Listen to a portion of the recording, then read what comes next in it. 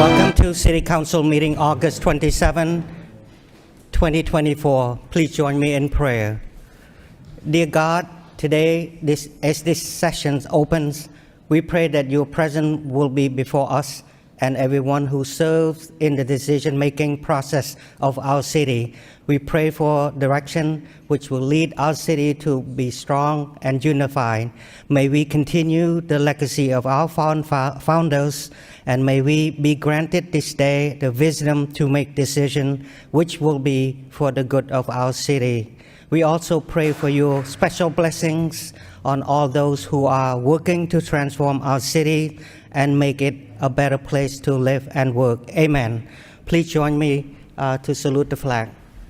I pledge allegiance to the flag of the United States of America, to the republic which stands one nation under God, indivisible, liberty, justice for all. Thank you. A roll call, please, Mr. Clerk. Council Robinson. Here. Mayor Rourke. Council Scott. Here. Vice Chair Yem. Here. Council Belanger. Here. Council Chow. Council Dakota. Here. Council Gitchia. Here. Council Janess. Here. Council Mercier. Here. Council Noon. Here. 10 present. Mayor Business 2.1 Communication Remote Zoom Participation. Motion to accept and place on file by Councilor Janess and second by Councilor Mercier. Thank you. 3.0 City Clerk minutes. 3.1 Minutes of the Housing Subcommittee August 13, City Council regular meeting August 13 for acceptance. Motion to accept and place on file by Councilor Scott, and then second by Councilor Corey Robinson. Thank you. It's not 7 o'clock yet, so I'm going to go straight to the... Could I suspend the rules to take motion 5.16 out of order, please? 5.6. Second. Councilor Getchia, motion to take 5.6 out of order, second by Councilor Robinson. Please go ahead. Oh, read the motion, yes. Councilor Noon requires city manager to have proper department Mr. Mayor, inspectional... 5.16, oh. not 5.6, 5.16. Oh, 16, sorry, 5.16. Councilor Getchia required the city manager and the health department send a letter to the city-state delegation asking that they file a bill giving each city and town authority to ban the sale of kratom within their communities and limits. Councilor Getchia? Mr. Vice Chair, there is a video that can be uploaded by LTC if council wishes to hear that now, and there's a registered speaker on this council. Okay, thank you. Yeah, if they could do that, please. Thank you. A Central Iowa family is warning others after their son died from taking a legal supplement. KCCI's Laura Terrell has their message on the dangers of kratom. It's a story you will only see on KCCI. We were as close as a father and son could be, I think, and we did so many things together. Doug Getman is still in shock from the loss of his son Travis. The 48-year-old from Marshall County died on January 28th. I thought he was sleeping. I tried to wake him up and he wouldn't wake up. A fitness fanatic, Travis's family says he was in good health when he died suddenly. They say the herbal supplement known as kratom. A Central Iowa family is warning others after their son died from taking a legal supplement. KCCI's Laura Terrell has their message on the dangers of kratom. It's a story you will only see on KCCI. We were as close as a father and son could be, I think, and we did so many things together. Doug Getman is still in shock from the loss of his son Travis. The 48-year-old from Marshall County died on January 28th. I thought he was sleeping. I tried to wake him up and he wouldn't wake up. A fitness fanatic, Travis's family says he was in good health when he died suddenly. They say the herbal supplement known as kratom is what killed him. They use these energy drinks when they go in the gym and lift. And someone at the gym in Marshalltown gave him this stuff. Kratom is sold as an energy booster and pain reliever in liquid powder and pill form. But research has found that high doses of the herbal extract can be highly addictive and affect the body like an opioid. Travis's family says he became addicted. If you've got a child or a friend or a family member or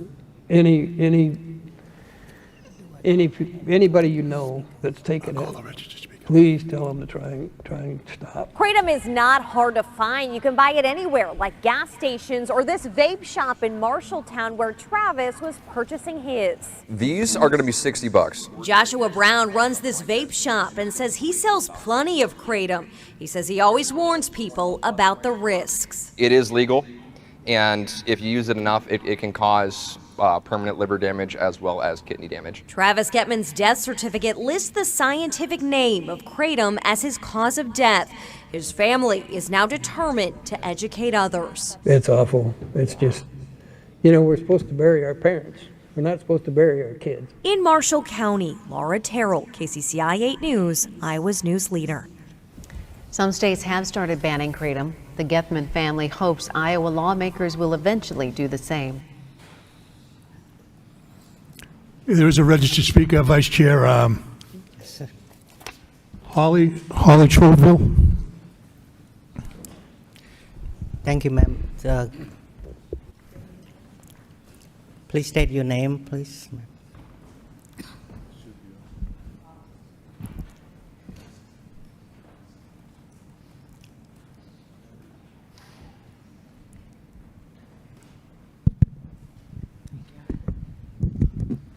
Holly Truville. Thank you. Good evening, Mayor and members of the council. My name is Holly Truville, and I am here tonight not only as a mother, but also an educator. I am here tonight to speak about Kratom. On February 6th of this year, I lost my best friend, my beautiful 25-year-old son, Tyrell Truville, to Kratom. He was so full of life and joy, and he was also my only child. Tyrell was a young man in the prime of his life. I talked to him every day. He had a great job.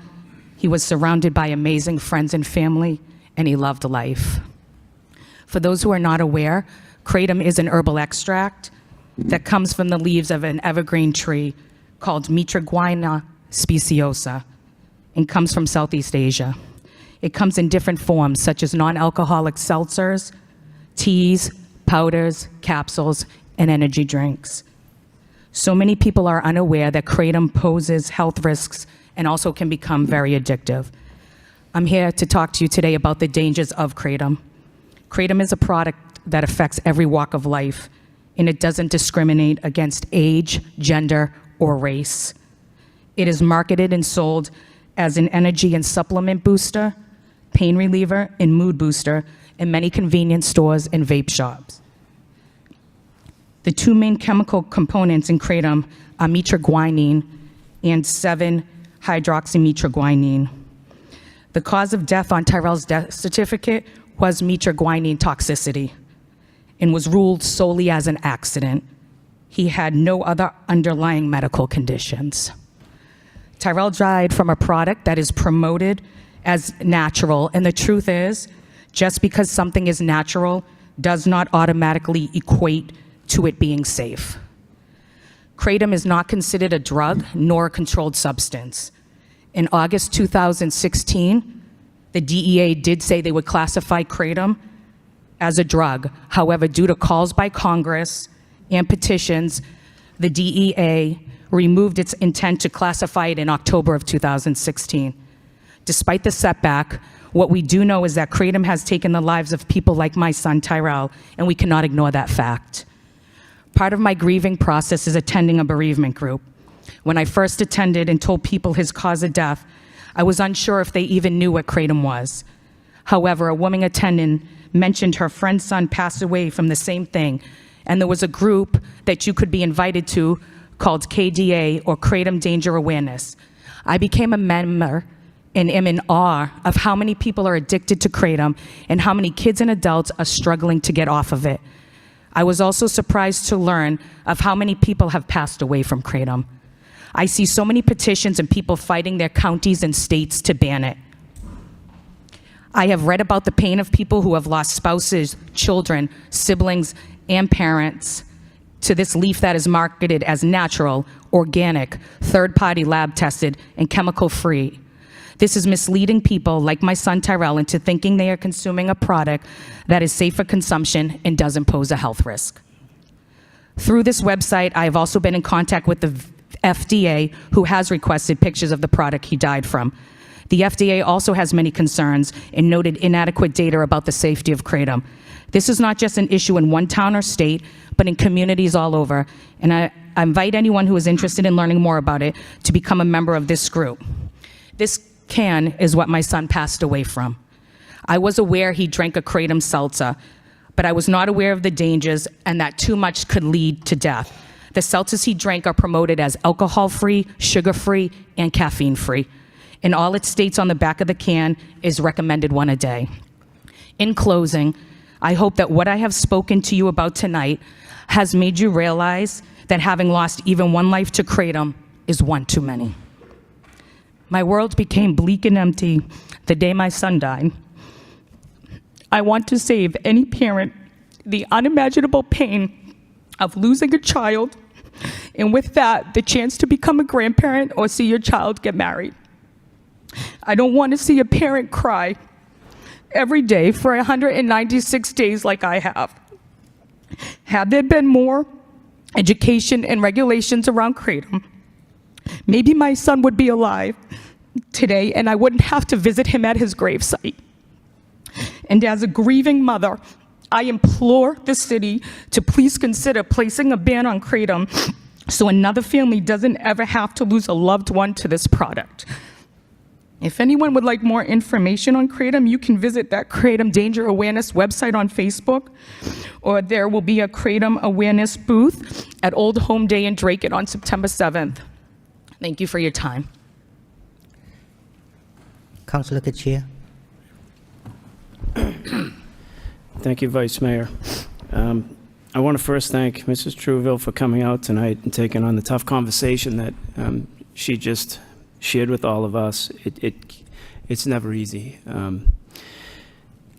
You can tell I don't know anything about banning a substance or kratom or anything like this by the motion that I filed, because I was unaware until Aaron Gendron and I spoke to the health director, Lisa Golden, about that our health board actually has the power to ban it within our city limits, and is taking that up on next Wednesday. So one thing I would ask that this council would do is just take a vote, a voice vote in favor of banning it within our limits. But when you look at Pawtuckaville and you look within some of the areas like Megan's house, in that area, the schools, you're seeing signs of more and more of this popping up, actually trying to retail it out.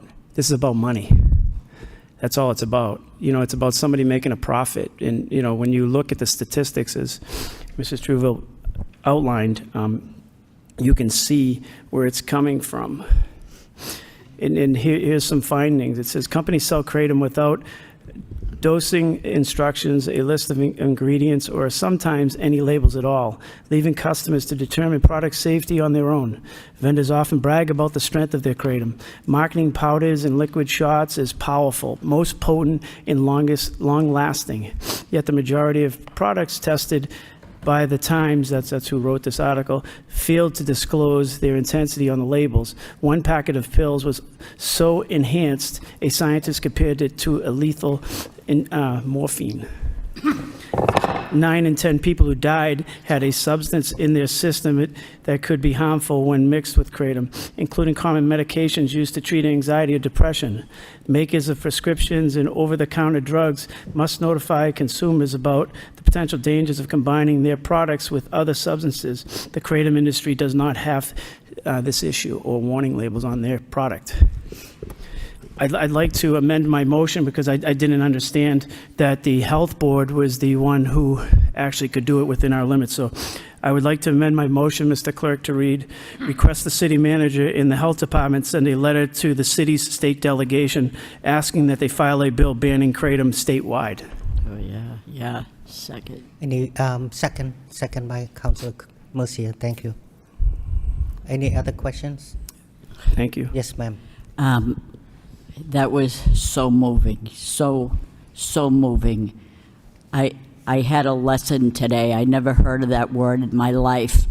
And just imagine any one of us having a child or a loved one, a relative, or a friend that went out and just innocently bought a power drink and that contained that and they died. Does this woman know how many lives she's going to save? We should act on this immediately. That is very, very dangerous, very, very important, and shame on the people that manufacture this for money, that creates people to die. That's a shame, and my heart is broken for this family. It's just horrendous. So thank you for having the courage to come forward. I know it took a lot of you for you to get here to say this and relive this horrible tragedy, but I'm 100% in favor of doing anything this council can do to make that happen so that nobody else has to go through this devastating loss. Thank you. Thank you. Councillor Robinson. Thank you. First, I'd like to offer my condolences to the family. Thank you for finding the strength to bring this forward and to our attention. Thank the maker of the motion. I think, and thankfully, the maker of the motion has amended it to request to work with the state delegation for a statewide ban. My question is, in the meantime, would we be able to at least do something, in case it takes the state a little bit of time, would we be able to do something on a local level to push a ban temporarily until that's enacted in this community? Vice Mayor Yem, on Wednesday, next Wednesday, not this Wednesday, the following Wednesday, the Health Board, Lisa Golden is here. If she could come to the mic and just speak for 1 minute and answer some of Council Robinson's stuff. But, I mean, the FDA doesn't have anything to do with it, so I think the Health Director, Golden, can answer some of those questions while she's here. But next Wednesday, I believe they have the opportunity. Thank you. Ms. Golden? Thank you, Vice Chair. Thank you, Council. So yes, we will take this up next Wednesday as the Health Board, and they will vote to ban it or put it in only the vape stores. But I think it will go to a public hearing, and with what they're hearing, I believe that they would put it as a ban. And then there will be, based on the ordinance, it will have consequences. So what we would put is the same thing as selling to a minor, and those fines would be, the first offense would be a $1,000 fine, the second offense would be a $2,000 fine, the third offense would be a $5,000 fine. At the same time, they would lose the right to sell tobacco products for, like, I believe it's 3 days, 7 days, and 30 days if they happen to be a tobacco store. If they happen to be a retail store, we could do things like if they're related to health, we could take away their right to sell food products, or if we attach something else to it, we could take away their right to sell clothes or something like that. So we could attach punishments to them, but we would put it forth to the solicitor's office with penalties associated to what it is that they're selling. But in talking to Councilor Gitcher, I had put it forward to put it to a state ban because there are 7 states that have bans on this. This is something that has been, we have a tobacco compliance officer, and this is something that we had been talking about because, like the speaker, thank you so much for bringing this up and educating people on this. This is something that has been talked about since 2016, and people are losing their lives with this, and people are selling it. And if you look on Amazon, people are selling books on how to take this and how to take it right for anxiety, for seizure disorders, and different things. And as a medical professional, you take medications related to those things. You shouldn't be mixing different things like supplements or herbal things with those things. Those are the first things you should be telling your medical professional when you're seeing them. You shouldn't be adding these things along with them. It's just dangerous with it. So we can add things to the ordinance along with that. So at the meeting next week. People can come and speak at 6 o'clock on the 4th on Wednesday here in the mayor's reception room. If anybody would like to come and talk to the board about this. Thank you, Ms. Golden. Thank you. Councilor Noon. Thank you, Mr. Vice Mayor. On behalf of the council and the city, I want to express please accept our condolence, Ms. Truwell, for your loss. I agree with Councilor Robinson that immediate steps need to be taken. I know that sending the letter to delegation is a good step, but that's a longer step. So glad to hear that the health director, Lisa Golden, that step will be taken after the next the Board of Health meeting to try to ban it while working with the state delegation to work in the long-term process on this, because we need to take immediate step to address this issue. Thank you. Thank you.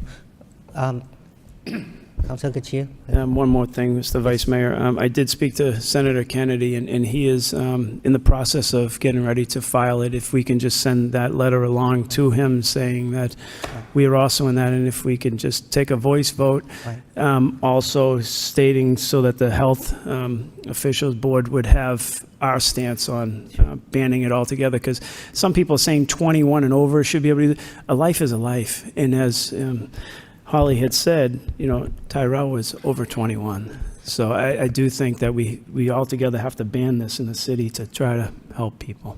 Thank you, Councilor. Councilor Balancios. Thank you very much, Mr. Vice Mayor.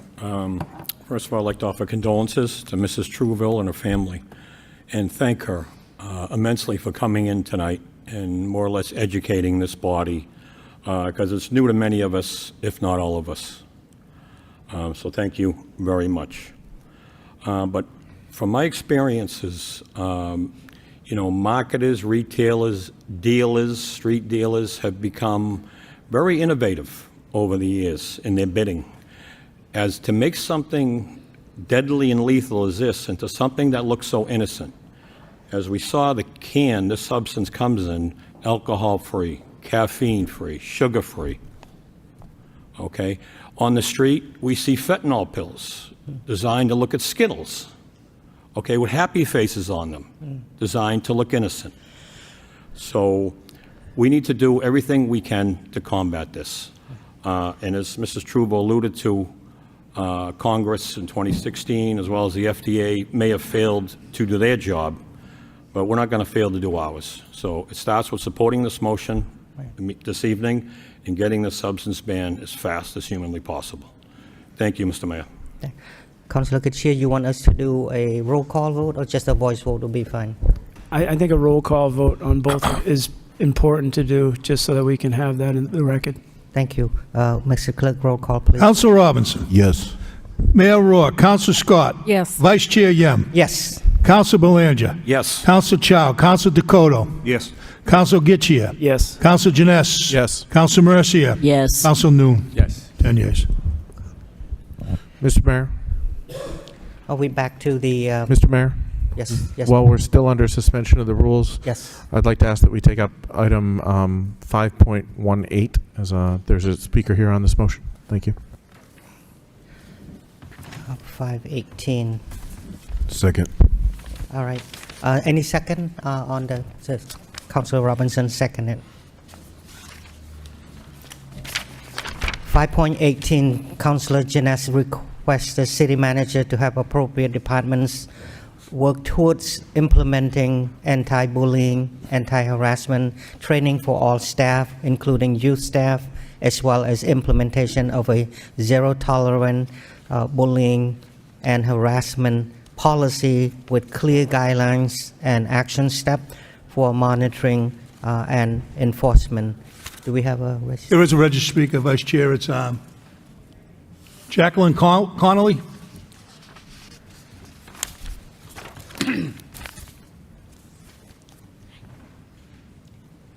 Hello, members of the council. Very nervous. Please state your name and your address, please. My name is Jacqueline Connolly, and I'm here today to discuss the bullying. My address? Sorry. 373 Aiken Ave, Unit 9 in Lowell. I'm here tonight to discuss the bullying that my son experienced at the Shed Park summer camp. Is that better? Okay. The bullying that my son experienced at the Shed Park summer camp.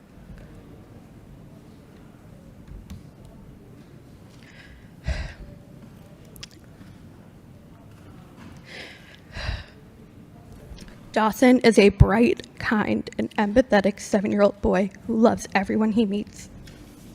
Dawson is also autistic, and with that comes a resilient little boy who has worked tirelessly to develop his self-regulation and social-emotional skills. On August 9th, Dawson was subjected to 2 separate incidents of bullying by the camp counselors. The details of this incident have been sent in emails to people within the city, including Tom Golden. Dawson was sitting quietly in a corner with his noise-canceling headphones on, trying to self-regulate during a moment of anxiousness and overstimulation. Counselors instructed him to remove his headphones multiple times, to which he said, "No, I just need a moment to relax." He was then instructed to stand up and do jumping jacks until he's instructed to stop. He said no.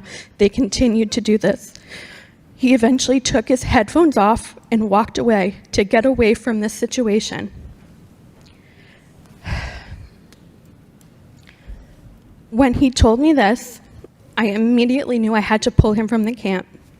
He also let us know that later in the afternoon, by the big tree, 2 of those same counselors approached him saying that he looked sweaty, he looked smelly, and referred to him as Pickle Rick, which I had to Google. Dawson loves everyone.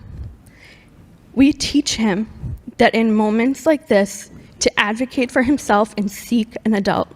He told us that he didn't know who to go to because that's the people that he should have turned to for help. Knowing that we would not be sending him back to the Shed Park camp, I last minute enrolled him in a week at a separate camp that he had attended earlier in the summer based off of scholarship. When we told Dawson that he would be going to a week at that camp, he cried with joy, saying, "I hope I never have to go back to Shed Park again." He loves the splash pad. That's where he plays baseball. He said he does not want to play baseball in the spring because he does not ever want to have to go there again.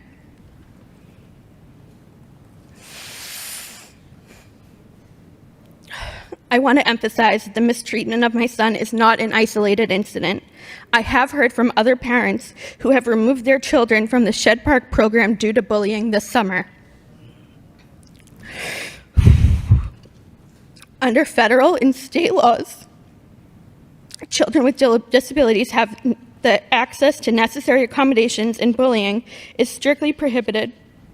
The failure to provide adequate training to the camp staff and the lack of enforcement of these laws have contributed to painful experiences for children like Dawson. I urge City Council to take immediate action to address this issue, and this includes mandatory training for all of the camp staff that should be focused on bullying prevention, child welfare, and accommodations for children with disabilities. Implementation of stricter regulations with clear guidelines for summer camps to ensure that the safety and well-being of all children is being met. I am not asking for sympathy or understanding from these counselors. My focus is on ensuring that the steps are taken to prevent similar incidents in the future. I'm advocating not only for my son, but for all children who have endured bullying based off of the incidents at this park. We have to create a safer and more inclusive environment for the children of Lowell. That's it. Okay, thank you. Councillor Jeunesse. Thank you, Mr. Vice Mayor. First, thank you to Ms. Conley for coming down and sharing that story. I know how difficult that is. When she first reached out to me about this incident, I was in shock. And unfortunately, it brought up too many memories for me. when I was about Dawson's age, I suffered things like this from kids as well. I just moved, started in a new school system, and the tall, quiet kid was the easy one to pick on. The worst part of it, though, wasn't the kids who would try to trip me on the bus every day.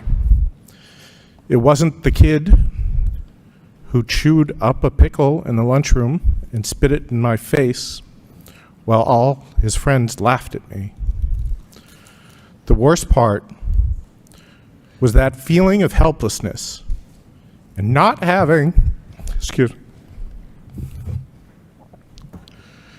not having adults who could take the actions to make it stop. I was extremely fortunate in the fact that my parents fought for me, saw the toll this was taking on me, and enrolled me through school choice in another district 40 minutes away. My father drove me to school every day on his way to work. Extremely thankful that my family was able to do that for me.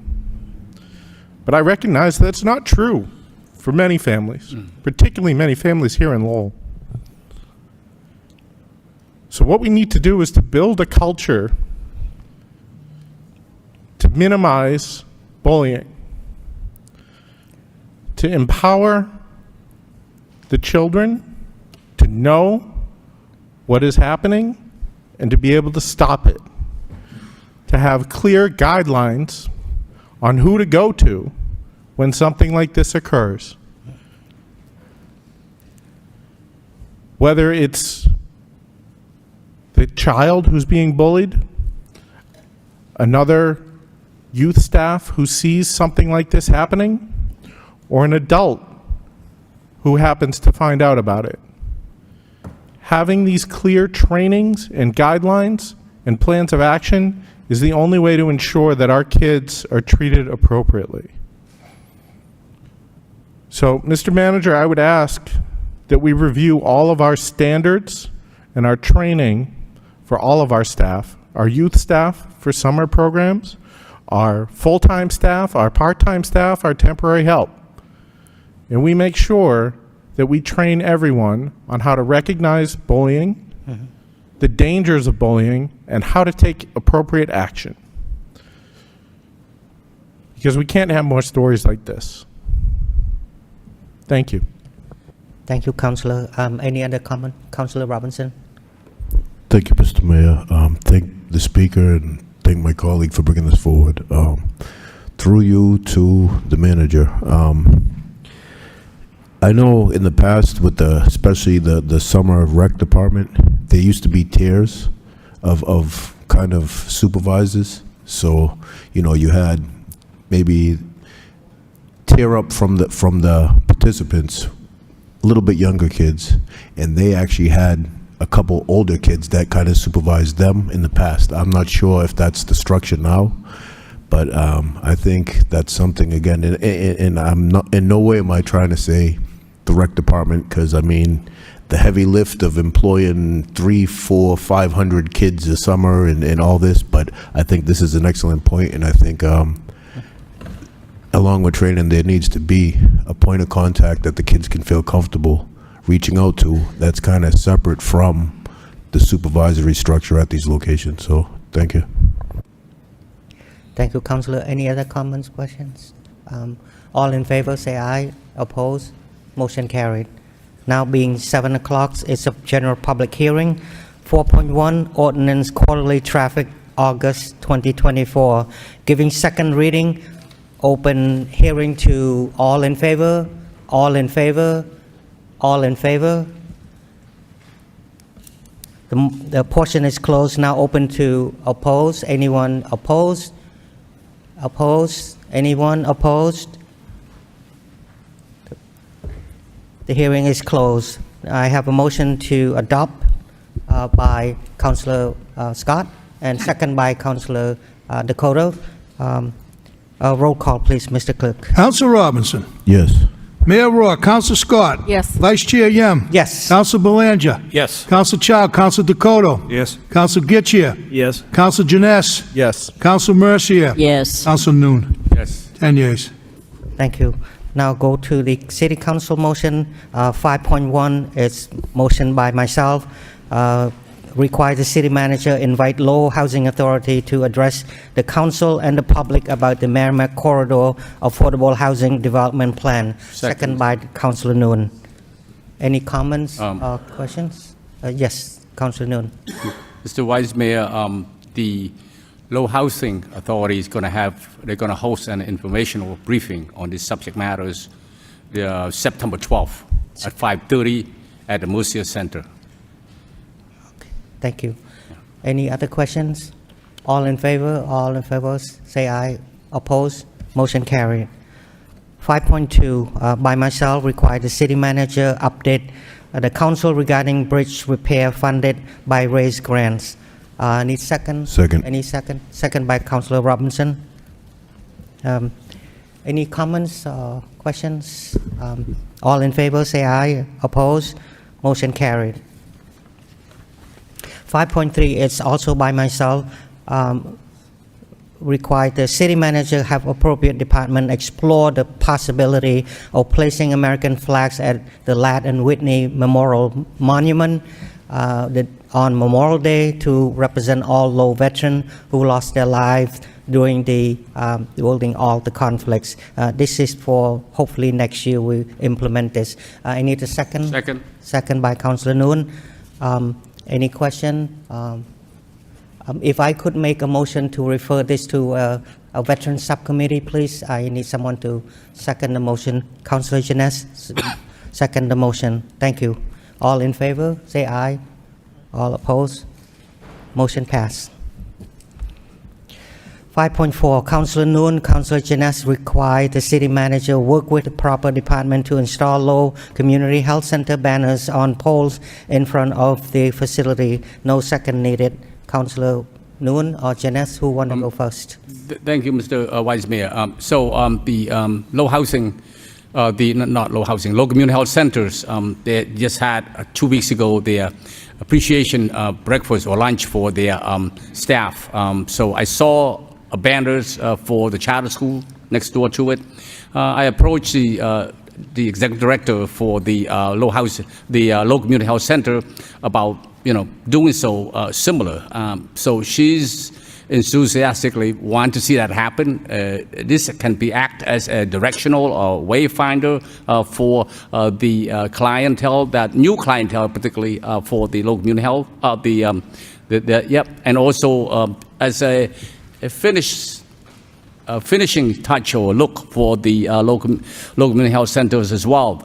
They are willing to pay for it, Mr. Managers, for the banner if we cannot afford it. They said they put in the money, but just that we can make some of those banner or have someone put it in the pole there in front of the local community health. Certainly, they appreciate that. Any other comment, Mr. Manager? Thank you very much, Mr. Mayor. Through you to the council. Council, it's a great idea. We are currently working with Middlesex Community College, UMass Lowell, and to some extent Lowell High, pushing on the educational city aspect. So I think this would be a great addition to that once we figure this out. And it's something that Ms. DeRoges has become very adept at in regards to all of our new flags and postings and things of that nature. So we'll make sure we get back to you on that and speak with the executive director over there. Thank you. Thank you, Mr. Manager. Councilor Robinson? Thank you. Yeah, Mr. Manager just touched on the same thing. Okay. I know I had filed a motion earlier looking to work with the educational community to see if we can, for site finding and kind of, you come visit the city and you can look up and see what area of the city, especially in our business district, you're in. So I think, again, this fits perfectly well with it. Thank you. Thank you. Any other comment? All in favor, say aye. Opposed? Motion carried. 5.5, Councilor Noon requires city manager update the city council regarding UMass Inn and Conference Center operation. Second. And it's second by Councilor Robinson. Thank you, Mr. Vice Mayor. I've been concerned about the migrant moving into the ICC, also what's going to happen after the migrant leave the ICC. We need to have plan in place. Last month, I heard that the governors has ran out of money. They're going to vacate all the migrants there. That's alarmed me greatly, because where are they going to go? There's 200 plus family, over 600 individual who house at the ICC. I've learned today from assistant city managers, that Sean Machado, of course, that the Commonwealth Care Alliance, who's actually run the program at ICC, are going to come before this council and to answer some of the questions that the council may have in September 24th at the council meeting. That's great news. But also I do want to know that at some point, the migrants going to leave the ICC. What's going to happen in the ICC? Is there a plan in place? We need to start that right now. We do not want to wait 5 months or a year from now and said, okay, now the migrant leave tomorrow. Well, empty ICC. There's a lot to do, a lot we can do with the ICC. We need to have partner in place, have plan in place, so that when that happen, we have things in place to take care of that. So that's right. That's why I filed this motion, and so I hope that we have plan in place. Thank you, Councillor. Manager Golden. Oh, Councillor Robinson, sorry. Thank you. Yes. I thank Councillor Noon for bringing this forward. I've received calls in the past 6 months, repeatedly, from different members of the public. I'm not sure whether or not there is something formal established, but I know there is a large appetite, especially within educational community and other business members of the communities, that would love to continue working in a think tank focus group specifically on the ICC post state usage. So whatever the state continues to do or stops doing and for how long, I think it only makes sense to put together a think tank of people from the community that have the means to repurpose this property once the state says, okay, this date is going to be all said and done with what we're using it currently for. So I would just maybe look to part of this. Is it possible to reach out to the community, business community, educational community, and see if in fact they have a currently active working group on this property, or if not, maybe create some kind of ad hoc that's made up of the administration with the business and educational sectors to see where are we looking to take this building once that usage changes. Thank you. Thank you. Rita. Thank you, Mr. Mayor. Through you to the city manager, Mr. Vice Mayor, I'm sorry. It's okay. Through to the city manager. I was under the impression that the state extended the contract between UMass Lowell and the Inn and Conference Center for a year, another year. Is that true? Let's. I'm going to go to Councillor Jeunesse first, and then let the manager answer the questions. Councillor Jeunesse. Thank you, Mr. Vice Mayor. I'll be brief. This was a topic of conversation last night at the Downtown Neighborhood Association meeting. Just people are curious what the state's plans are, what that looks like. So any information we can get to be able to disseminate that and start planning for the future would be great. One other thing that came up tangentially related to this that hopefully the administration can look into is apparently the first floor of the Lower Locks garage has become a bit of a hangout, and some car work and things is happening in there. So if we could just get some eyeballs on that and make sure that that is, taken care of, I'd appreciate it. Thank you. Thank you, Councillor. Manager Golden. Thank you very much, Mr. Mayor, through to the council. Council is Assistant City Manager Machado is on a phone call with the organization every Friday to find out what is going on and what is happening. And quite frankly, it's been excellent. There's been a couple of medical calls and things of that nature, and quite frankly, from the fire department standpoint, a little bit of tomfoolery going on with some of the kids. but nothing that we can't handle and can't control. So they've been great partners with us, so that thus far is going in a good direction.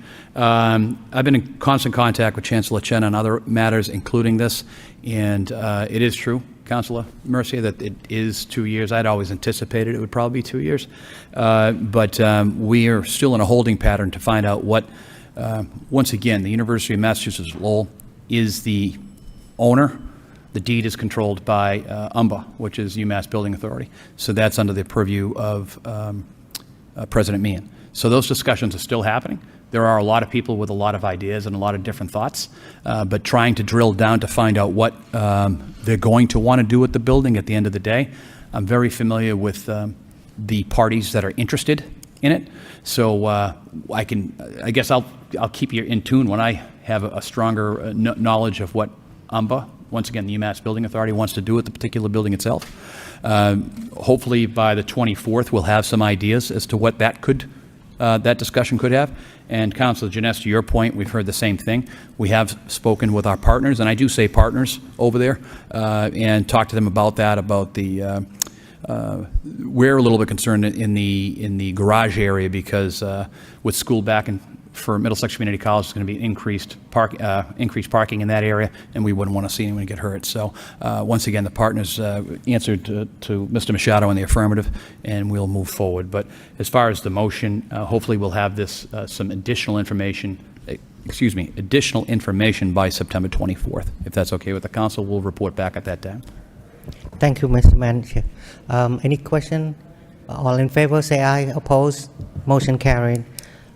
Motion 6.6 by Councilor Noon requires city manager to have proper department inspect residential trash bins to ensure lids are not broken and bins are not overfilled. Also educate residents on the importance of keeping the bin closed to keep rainwater out and the lids down during the gusty winds. Second by Councilor Mercier. There is a registered speaker, Mr. Vice Mayor. Okay. Paul Early. State your name and address. You have 3 minutes, sir. My name is Paul Early, and I live at 476 Pine Street, and I'm speaking in favor of this motion. I've been in the city since we got the barrels, and I very appreciate the barrels, but the one thing they are is great rain collectors. And I see a lot of trash barrels with no lids, neighbors that leave them up so that it's easier to throw trash in them. And it's not just the trash barrels, but the recycling barrels. And even if they get broken, so that there's holes in them, the rainwater gets in. And it's not just, I think it's costing the city more money, I would think, that carrying all this extra weight, when we go in, I assume that they weigh the trucks when they get into the centers, whoever the company is, and that rainwater is going to weigh a lot. And it's going to also ruin a lot of the recycling as well, I would assume. The paper that's in the recycling bins is just going to get turned into a pulp, and I can't believe that they're going to want to try to do anything with that. So I've seen, broken. Oh, the other thing about it is that I've seen sludge pouring out of the garbage trucks, just kind of a brown slurry draining down the streets, and it's not a very pleasant aroma, I can tell you. I've walked my dog and followed the garbage truck sometimes, and it's pretty on a hot day. It smells kind of like New York in a garbage strike, so not a pleasant smell. So thank you for your time, and I appreciate it. Thank you. Any other question, Councilor Noon? Thank you, Mr. Vice Mayor. Well, Mr. Earlier, Lowell is not New York. You can't compare Lowell to New York. As bad as that you want to think Lowell is. I know that the DPW done a very good job in continuing education and enforcement of, making sure that the lid, that is trash bin that's no lid, that get the lid. So we need to do more of that because, as Mr. Earlier said, that it's not just the odor, but also the weight that the truck carry and the water that, those bad smell of water after street sweeping is not smell good for the city either. As well as, you prevent, if you have the lid, you prevent, let's say rat or cockroach and all that to get in and out of there. I think, we need to do a better job at it and educate our residents, saying that when we do the enforcement, the trash bin that no lid, that they can come and get that replaced. I don't know how much it costs for the lid. I know that the whole lid and the bin costs about $75, right? So if you don't need to replace the whole thing or just the lid, I assume it's probably cheaper. Just replace the lid. So a lot more education around that, because I too see a lot of trash bin that's no lid. We need to make sure we do that, because it's not only the smell, but also the health risk to the communities or the neighbors as well. So, and that's why I filed the motion. I know that I recognize that our solid waste worker coordinator have done a good job so far. We can do more. So that's why I'm asking that we do more. Thank you. Thank you, Councillor. Councillor Kitcheer, you have a comment? Thank you, Vice Mayor Yem. A few months back, Mr. Manager, we had, it might be 6 months now, we had the new recycling coordinator at one of the neighborhood committee meetings, and he said he was doing all of this. So could you give us a report on how many have been done, the fines issued, so people can, I believe that this is being done. I think that it might be more taxing than what they have right now.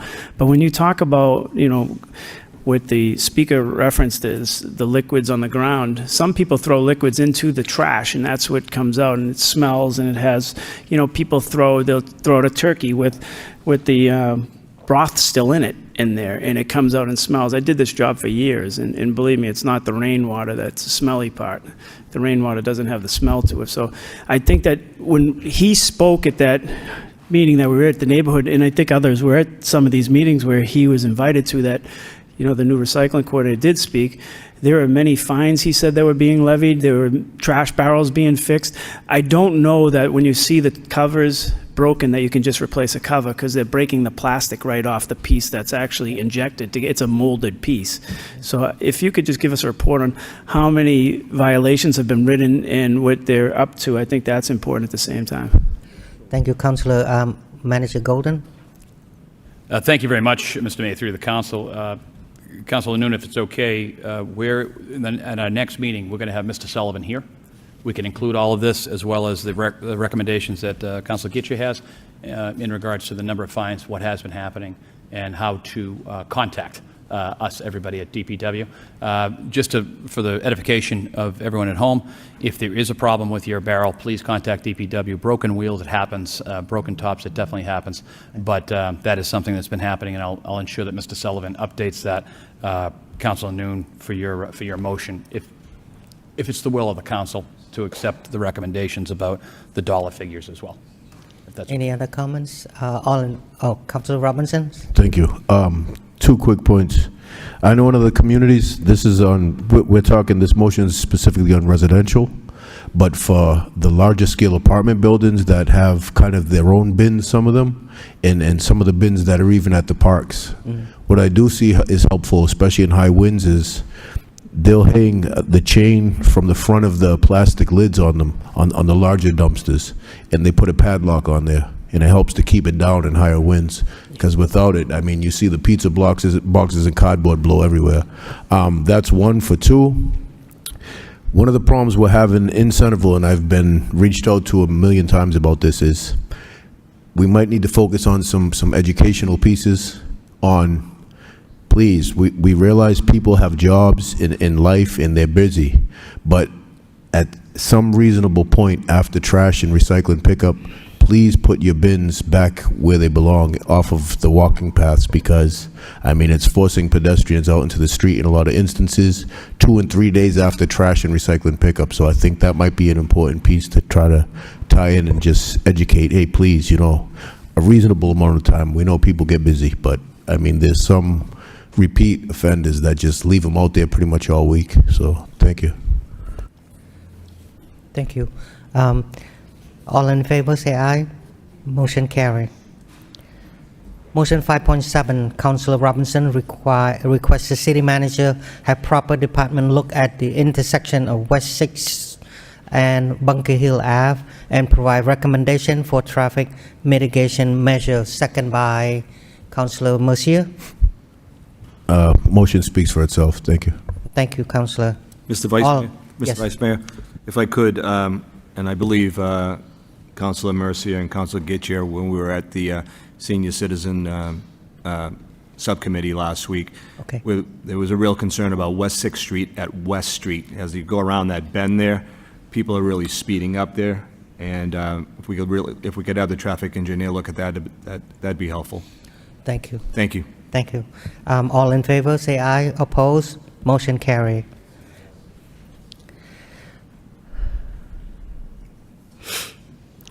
Motion 5.8, Councilor Robinson requests the city manager provide guidance on process and step necessary to combat graffiti on flat wall in the area of Beaver Brooks. Second by Councilor Nguyen.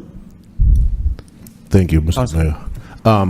This is one that the residents have been reaching out, especially now since Beaver Street Bridge is open. It's highly visible, and as everyone on this council and the administration, we've been very supportive of art and murals. This is not that. This is spray paint, profanities in some instances. And the reason I put this motion forward is because I don't think this is city property. I think it's an Army Corps wall. I'm not sure who owns it. It gets kind of dicey when you start looking at between the state and EPA and all the other agencies that are involved. But I mean, what can we do moving forward, at least to keep the profanity, painted profanity, off of the wall? Maybe it's a treatment that would go on the wall that isn't conducive to that kind of stuff. I don't know, but I'd appreciate any advice. Thank you. Thank you. Councilor Jines. Thank you, Mr. Vice Mayor. Thanks for this motion. I know it has been an issue over there. I've heard from a couple folks as well. Last night at the Downtown Neighborhood Association meeting, the topic of graffiti in general came up. Captain Maris was there, and he did share a phone number for anyone who does see any graffiti that needs to be removed. That number is 978-674-4111. And so I just wanted to share that for anyone who might be staring at graffiti at home. Thank you. Thank you. Thank you, Councilor. Any other comment and questions? Yes. Thank you, Mr. Vice Mayor. Through you to the city manager. Mr. Manager, we still have the graffiti machine, do we not? Okay, that's all. Thank you. Thank you, Councilor. All in favor, say aye. Oppose? Motion carried. Motion 5.9, Councilor Robinson requests the city manager work with proper department to create a plan to update as well as to ensure long-term usage of both city-owned pool as well as pool facility. Second by Councilor Scott. Thank you.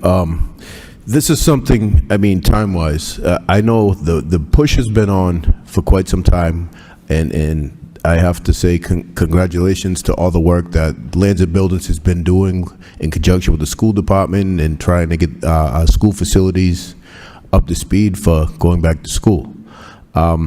With kids back in school pretty much, and then the cooler weather starting to come, they might not be necessarily in the schools as much, I'm sure, as was, and maybe this is something they can schedule out over the winter or early spring next year.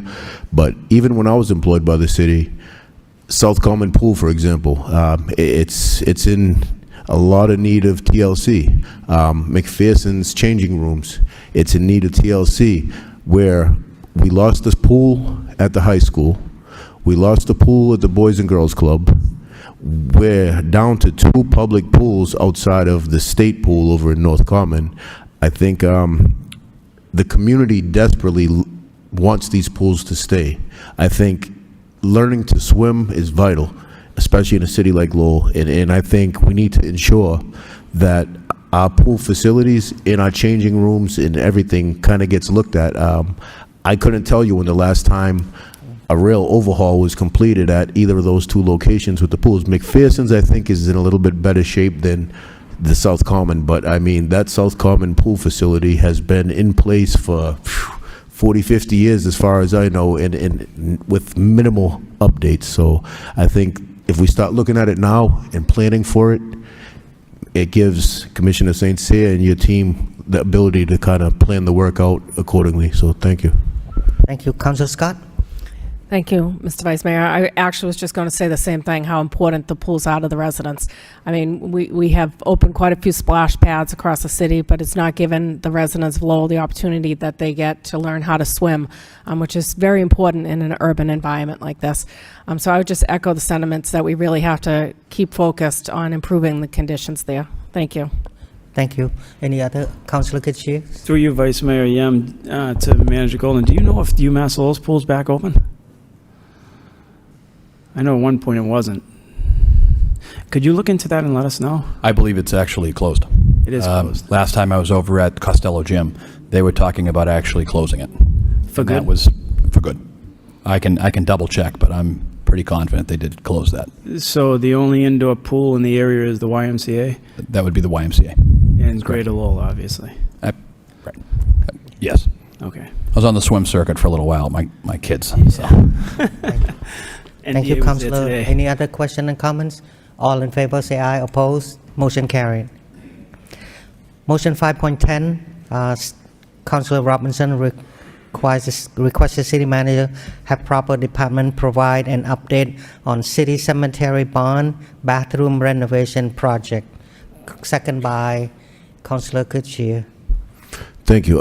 I filed this motion to take a look at this, I think the first term. Again, hats off to the gentleman down there. I believe we have 3 permanent employees that haven't skipped a beat with burials in years. And I mean, they generate revenue. They are doing the work year round, even in winter. I mean, they're out there with the ovens, thawing out the ground when there's a frost layer in the ground, still doing burials. They don't refuse anybody. A lot of places around will kind of hold off until spring. They keep working. I mean, I know the entire time when I worked here, it was makeshift. There wasn't much investment. It's a cold frame building. The bathrooms were dilapidated. The kitchens were run down. And there's been some small, minor cosmetic from what I gather. But I mean, anything we can do to provide them a clean, at least warm work environment in the winter, and you know, some kind of cooling, because these guys are out there 8-10 hours a day, Monday to Friday, and some days 10-12 hours on a Saturday, and Sunday as needed. So anything we can do to improve the quality of life for their work environment would be greatly appreciated. Thank you. Thank you, Councilor. Manager Golden. I hate to answer these, but they're all pretty good because it's all coming to fruition. So we will get back to you, Councilor, but the commissioner right now will be before the Cemetery Commission in September. But all the work is ready to commence. It's just some discussions they have to have financially back and forth. So, and that will happen this September. But as far as the heating, AC, and the bathrooms, that looks to start soon, and I'll get you the timelines for when that will be complete, when it will start and be completed. Greatly appreciated. Thank you. Thank you. Any other comment, questions? All in favor, say aye. Opposed? Motion carried.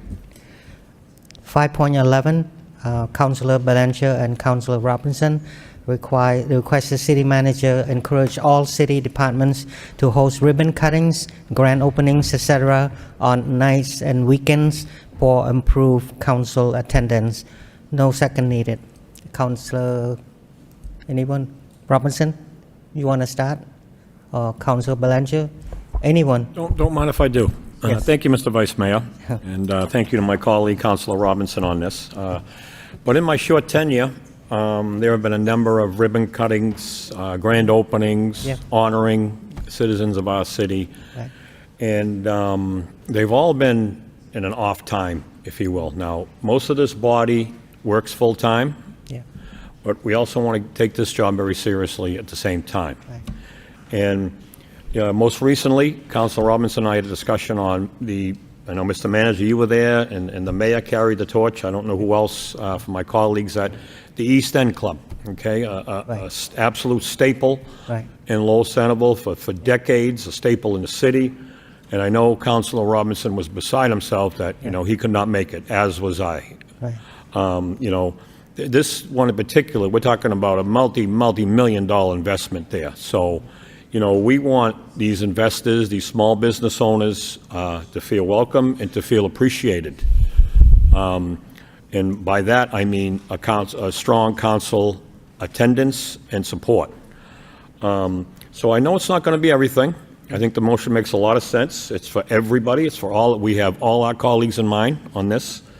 But Mr. Manager, if you could, please memo all departments. If encourage. Now, this is not written in stone. We understand, but we would like to see more of these events held. Off-peak hours, if you will. 4 after 4 would be great. So I know I would love to attend a lot more. And I know Councilor Robinson, I'm sure my colleagues feel the same. So that's what I'd like to do going forward. So interested to hear what my colleagues have to say. Thank you very much, Thank you, Mr. Vice Mayor. Councilor Robinson. Thank you, and I echo my colleagues' sentiments on this.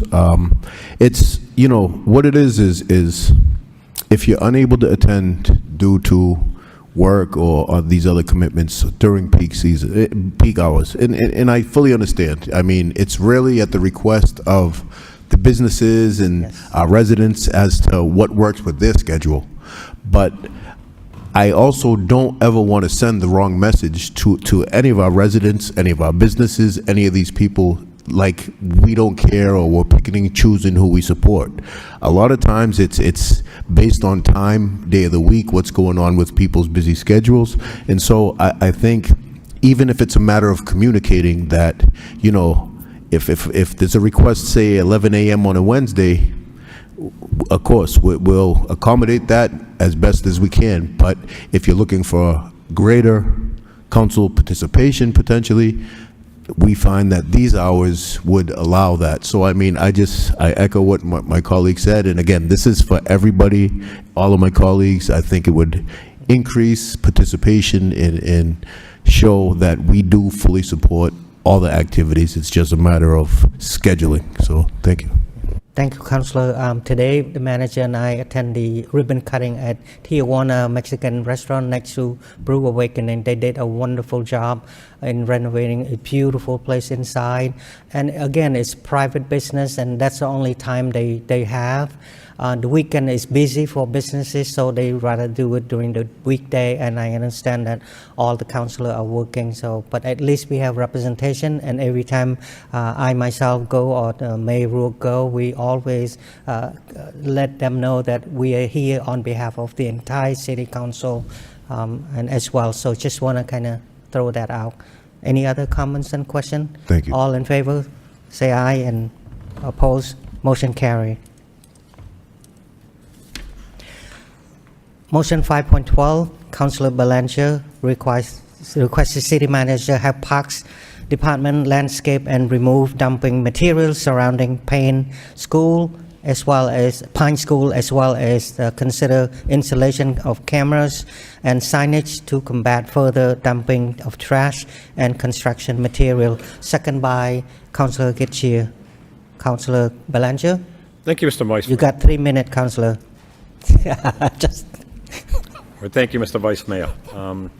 It was brought to my attention, and it's something that, has been ongoing for many months and years, if you will, about the dumping that's been going on there. But what I'm a little displeased about is the landscaping. I think we can do a little better than we're doing. The grass is cut, immediately in front of the school, but there's 2 adjacent parking lots. There's a picnic area. There's an adult park. It's a really beautiful little suburban setting, if you will, in the middle of the city. And it's just the overgrowth. Again, the landscaping, the dumping. I see some cement berms were dumped. It's very dark, and it's not very well traveled at night. So it's prime for those who want to dispose of some materials, if you will. So I'd like to see it landscaped. I'd like to see it cleaned up. As well as, Mr. Vice Mayor, through you to the manager, and I know it's been discussed, Councilor Scott, Councilor Leahy have brought motions forward as to maybe some signage about illegal dumping and some temporary cameras, if you will, camera the area. I think that would help mitigate the situation. Thank you, Councilor. Councilor Scott? Thank you, Mr. Vice Mayor. That's actually what I was going to bring up, is that we had made motions. I know I'd made a motion in the past about cameras, and they were purchased, I believe, through ARPA funding. If we could get an update on those cameras and their usage, where they've been put out, or, well, maybe we don't want to disclose where they've been put out, but, whether or not they've been used, and whether or not we've been able to apprehend anybody from, doing illegal dumping. If we could just get an update on them, it'd be great. Thank you. Thank you, Councilor. Councilor Robinson, you. Thank you. This motion has came up before for the Joe Pine, and I think we kind of missed the bus with that area also. Some time ago, members of the council in the past, they purchased and installed the adult use exercise equipment over in the Joe Pine area. I think that was the first installation in the city for that pretty much use your own body weight adult use exercise equipment, and it just seems like that area kind of gets forgotten about. And I mean, in addition, I know by maintaining that area where that section is on Boylston, it lightens the lift on fall leaf removal as well too, because the neighbors, that's a battle that's been ongoing for the past 20 years over there, that everything blows across the street into the neighbor's yard, and with that overgrowth and all that in that park area where the adult use equipment is, it's just one more challenge. So I'm glad to see this motion come forward. Thank you. Thank you, Councilor. Any other, Councilor Kitschia? Through you, Vice Mayor Yem, to Manager Golden. Are all the portable cameras that we ordered in? Because I know at one point they weren't, and they're not. Can you give us a report on? Yes. Yes. Thank you very much, Mr. Mayor, through to the council. Councils, I will get you a list of where they have been deployed, if that's okay. I can send something, as well as the cameras that are still on quote-unquote back order. But if we go back, I mean, even in time, we've been looking I think it was for Councilor about a Scott half. Yeah. who had come out with, this was one of the reasons why this area in First Street were the two main reasons why we purchased these. I'm wondering just, where are they? Where are these cameras? Are they, I think I could build them in the time frame that this is happening.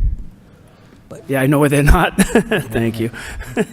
All set, Manager Golden? All set. Councilor Mercier. Thank you, Mr. Vice Mayor. This is the exact area that I would refer to when we talk about motion detectors. Yeah. So that someone's going to sneak into this area, which is quite popular as unloading the dump stuff on city property. And imagine trying to sneak in and do that, and a motion detector flashes a daylight. Right. It kind of wards it off that, gee, maybe the word had spread, don't go there. Yeah.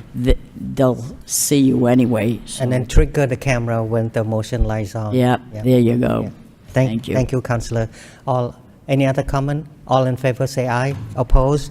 Motion carried. 5.13, Councillor Belanger requests the city manager work with proper department company to remove egregious double pole located at 10 Fairmount Street. Any second on that? Yeah, Thank John you. Leahy. Councillor Gitchie, motion. Councillor Belanger? Thank you, Mr. Vice Mayor. And yes, to you, Mr. Vice Mayor, my colleagues, double poles can rise to the level of egregious. Egregious, yes. As we see in this case. But this one is, not vertical double pole. It's angled. It's more or less a support, but it covers a lot of ground. It's very unsightly. So I got a call from a constituent on it, and Assistant City Manager Sean Machado was right on it. Gave me a quick education, if you will, on what needs to be done with the utility companies that each provider, whether it's cable, electric, or whatever it may be, has to be removed before the pole can come down. But he is on the situation, and I appreciate it very much. Thank you. Thank you. Any other comments and questions? Councillor Noon? Thank you, Mr. Vice Mayor. Through you to Mr. Managers, if possible, if you could tell us or get us the number of how many double pole in the city and what plans National Grid or any of those companies have for removing those poles. Thank you. Thank you. Yeah. Any other comment, questions? All in favor? No, I was just going to say, just call John Leahy. He'd give you the answer to that. Got to welcome back Councilor Leahy. Councilor Leahy's spirit lives on. All in favor say aye. Opposed? Motion carried. Motion 5.14, Councillor Scott requests the city manager provide a timeline for repairs of the culvert and road at the corners of Baraga and Bolton Street. Second. Second by Councillor Noon. Councillor Scott. Thank you, Mr. Vice Mayor. The last update that again, this is another one that residents reach out to me frequently about, and now they're starting already about how it's coming into, the winter's going to be coming, and it's a tough area. The last update that I received was that it wasn't eligible for a small bridge grant, and that engineering was working on obtaining an on-call engineer. So I'm looking for a formal update on where we are on that and what the plan is for the repair to happen. Thank you. Any other comment, question? Councillor Noon. I know this area, the CFO knows this area well because he's walking his daughters that areas and so many other families in that areas as well. Now it turned into one way, and then the people walking their dog, their families, or rolling their children along the way, it's going to be an issue coming the winter time. So speeding in the process is certainly going to help. Not only the Bolton and Baraga Street, but also the surrounding street as well. Thank you. Thank you. Any other comment, question? All in favor say aye. Opposed, no. Motion carried. Motion 5.15 by Councillor Scott requests the city manager to provide an update for residents on paving delays on Otis and Linden Street. Any second by Councillor Mercier. Councillor Scott. Thank you. I'm really just looking for an update for the residents. They saw the work begin. It looks beautiful. The sidewalks are in, and then it just kind of stopped in both locations, Linden and Otis. I know anecdotally, I've had residents reach out to me that they had sewer line issues that were discovered when they were doing the work, and they wanted to give residents time to do those repair before the paving happened, and then they couldn't do it after the fact. So they were given time, but that was kind of anecdotally from the residents. I just wanted to see if we can kind of give a formal update on the delays in both of those streets. Thank you. Thank you. Any other comment, questions? All in favor say aye. Opposed? Motion carried. Motion 5.17, Councillor Jeunesse requests the city managers have the proper department evaluate the driveway from Moody Street to the LPD parking lot for repairs and resurface. Second by Councillor Scott. Councillor Jeunesse. Thank you, Mr. Vice Mayor. Yeah, this was something that some employees reached out to me and said it's getting pretty tough over there. So if we could just get some eyeballs on that and figure out how we can take care of that, particularly before the winter sets in and it gets worse, I'd appreciate it. Thank you. Thank you. Any other comment? All in favor say aye. Opposed? Motion carried. Now we go to Mr. Vice Mayor, 6.0. Can I make a motion to suspend the rules to take item 11.7 out of order? Because I know we have quite a few people here for that. 11.7. 11.7. Councillor Jeunesse requests taking 11.7 out of order. Second by Councillor Noon. So 11.7 miscellaneous Ron Peachtree on behalf of Lama and Solidarity Lowell. We have a speaker, right? Petitioner go first, Mr. Peachtree. Oh, Mr. Peachtree. Please state your name and your address, and you have 3 minutes, sir. So Ron's actually not here right now, so I'm going to be covering for him. My name is Drew Polachek. I live at 71 Robbins Street in the Highlands, and I work at the Worthen House. I'm here today to speak on a petition from Lama, Solidarity Lowell, and Merrimack Valley Project supporting more warming and cooling centers in the city. Over the course of one weekend, we amassed about 160 signatures from people who live, work, and regularly spend money in Lowell who agree that these resources need to be expanded. We know this is a subject the City Council's been talking about recently, and we submit this petition to you to show that this is an important issue to a great many of your constituents as well. The Supreme Court's decision in Johnson v. Grants Past effectively criminalizes homelessness and sets a very dark tone for the future of how our country treats its most impoverished and vulnerable citizens. As a city, we have a chance to rise above this mentality and treat our unhoused neighbors with dignity, given the resources they give them the resources they need without restrictions. But these resources should not be seen as simply for homeless people, but something that will benefit the population of Lowell in general. Not everyone has central heating or AC in their homes after all. And as the number of days above 90 degrees Fahrenheit increases due to climate change, the number of cooling centers must increase accordingly. We, along with 160 other Lowell residents and workers, call on the City Council to do whatever they can to obtain more funding for this and make Lowell a more livable place for everyone. Thank you.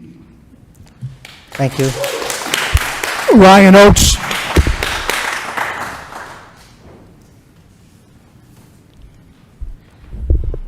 Again, please state your name and address, and you have 3 minutes, sir. Can you hear me okay? All right. My name is Ryan Oates. I live at 33 East Meadow Lane in Lowell, Mass. I want to thank Councilor Robinson and Councilor Noon for making a motion to expand warming and cooling centers back on June 11th. And thank you to Solidarity Lowell for submitting this petition. I want to start speaking about my thoughts about policy surrounding homelessness in general, and then kind of zoom into the particular heating and cooling centers at hand. So I believe that everyone deserves a home, period. Everyone should have a space where they can lock the door and feel safe. There are dozens of policy decisions that can help to make that happen. As a state and city and as a nation, we can make housing more affordable using dollars from progressive taxation to build more permanently affordable housing units. The housing bond bill made some progress in that area. We can fund Community Teamwork's rental voucher programs to help people afford rent. We can use rent control to prevent price gouging. We can also help vulnerable populations to prevent them from becoming homeless in the first place. We can fund eviction prevention programs like the state's residential assistance for families in transition. We can strengthen the discharge program for young people aging out of foster care, and reentry programs for formerly incarcerated people and people recently released from psychiatric care. For victims of domestic abuse who need a place to stay immediately, we can direct tax dollars toward emergency shelters for short-term stays. And for people who experience chronic homelessness, who struggle with mental health or substance use disorder, we can take a housing first approach, like the Home and Healthy for Good program. First, give people a place to live and surround them with services targeted to their needs. When it comes to long-term solutions for homelessness, the list goes on and on, but of course we're just one city with limited financial resources. Home rule in Massachusetts does not provide the city councils with many levers to increase revenue. So as Councilor Gitchia asked on June 11th, where's the state? Councilor Genesi also said that homelessness in general is not something that the city of Lowell has the funding to be able to solve. If we want to end homelessness, we need state and federal governments to give us some help. I hope that day will come. I hope we get help from state and federal governments. But until then, we can't just sit and wait. Right now, the very least we can do in the city of Lowell is protect people from extreme dangerous weather conditions. Expanding our cooling and warming centers is a small but meaningful first step in the right direction. We should set a specific written protocol that indicates conditions under which centers must automatically open. If the temperature gets to this level of heat or cold, if there's X amount of ice and so on, the centers are available as a safe space. That way there's no uncertainty and people know there's a clear expectation of what. Please wrap it up. Thank you, sorry. So everyone deserves a home, and until we can provide that, the very least we can do is help people be safe from extreme weather. Thank you. Thank you. Any others? Any other speaker? Yes. Councillor. Ann Eisler. Any other speakers' hands? Ann Eisler.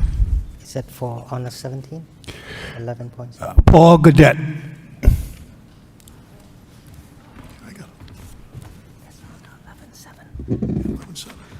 My name is Paul Gaudette. I live at 4 Bertram Street in the Highlands, and I am representing the Lowell chapter of Merrimack Valley Project. The petition on cooling centers before the council this evening is an appeal to think creatively in the face of a difficult challenge. As our representatives, you are charged with acting on the wishes of the residents. What do the people of Lowell want accomplished when we see our sisters and brothers unhoused and at risk? Some would say the council has done enough. I suggest to you that most residents wish to see a compassionate response, one that makes us feel proud as citizens, rather than feeling shame that real suffering is happening every day. You as counselors are in a unique position to gather up all the compassion, generosity, goodwill, and resources of our community and generate a protocol to deal with the effects of these harsh temperatures. If you lead our city towards a humane solution, I believe you will find our community will step up. But we need your leadership. Having multiple centers with extensive hours and with access to sanitary facilities should be the first threshold of our humane response. Thank you. Thank you. Felix Brown. Will. Brandon Wright. Thank you all for having me. I might go over by a minute or so. Please just try to let me finish. 3 minutes. Aside from Councilor Mercier, who works in the eye of the storm, and I can reach out to at any time. She's always very responsive. And Councilor Robinson, who has brought forth motions in response to issues I've brought to the table, I've been largely disappointed with this council's response, or lack thereof, to many of the matters that I've brought forth personally. I was somewhat reluctant to speak tonight because despite being an individual experiencing this crisis firsthand and being in contact with those most affected on a daily basis, I've been accused of complaining without providing solutions, many of which I've been very openly and freely expressed to each and every member of this council, whether it be serendipitous moments in town, visits to your office, email, social media, and as the record clearly reflects right here in these chambers at this podium. I've been steadfast in my approach in at least attempting to be part of the solution. How has that been received? Aside from stating I do not provide solutions, I've been ignored, talked down to, and have had my comments deleted off of social media. So much for being all-inclusive, being transparent, and valuing lived and learned experience. Why wouldn't you all be clamoring to go straight to the source to get our unfiltered truth and to get a better sense of our needs and concerns? I do not believe there would have been a need for a petition in the first place or haggling about what exactly constitutes a universal basic standard of living if connecting directly with us was made a priority. We've been having these rather difficult and unsettling conversations on a daily basis, and I implore you all to make more of a concerted effort to do so yourselves, both individually and collectively, as neighbors, aside from photo ops and theatrics of City Hall. If doing so would serve to illuminate you to our perspective, we'll all be better off for it. And who knows, perhaps doing so may streamline the sometimes painstaking process of overcoming barriers to individualized solutions. If you ventured into the area of South Common on Monday evening as the rain steadily was falling, you may have encountered a young lady sitting in a wheelchair, with the tarp draped over her to protect her from the unforgiving elements. But we don't have to be. On this day, by the grace of God, she had two angels on her shoulders who offered her ponchos, food, or anything else that would serve to fill her immediate needs. Last winter, she wasn't as fortunate, to say the very least. Although she directly benefit from warming and cooling centers. Would you kindly wrap up your 3 please, minutes? just yeah. allow me. I have one more page. This is, I mean, Yep, because we have more speakers please, after you. I understand. Please, if you just hear me out. Although she directly benefit from warming and cooling centers, the associated pain and trauma from recently having had both of her legs amputated prevented her from sharing her story here tonight. This was caused by being exposed to the harsh winter weather that is rather quickly approaching yet again. It's the last page. Okay. Please bear with me, please. Oh, it's more than 3 minutes, so if we I have understand more, that, but right, this please, is far more important please wrap than it going up. over time. I understand, but If you would we just have allow other me, speaker please. behind you. If you would just Yeah. allow me, please. How many? One page. It would take 1 minute. Everybody have It's abide taking to more the 3 time to do minutes. this. At 3 minutes, sir. So everybody abide Okay, by all it. right, all right. I'll end with this. I'll end with this. I'll end with this. That's fine. I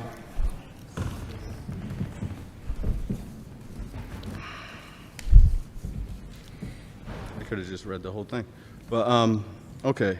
Again, let the record show that I've repeatedly pleaded with this city council to literally put into motion a plan to leverage local, state, and federal, and public and private partnerships and funding opportunities to better serve us by revamping the apparatus currently in place and facilitating the implementation of much-needed additional resources in response Okay. to this unprecedented crisis. That's it. Thank you. Thank you. With the price tag of approximately $1 Thank you, million sir. for the former Thank Life you. Connections, would it not be advantageous investment for us, Excuse me. for us to invest in that?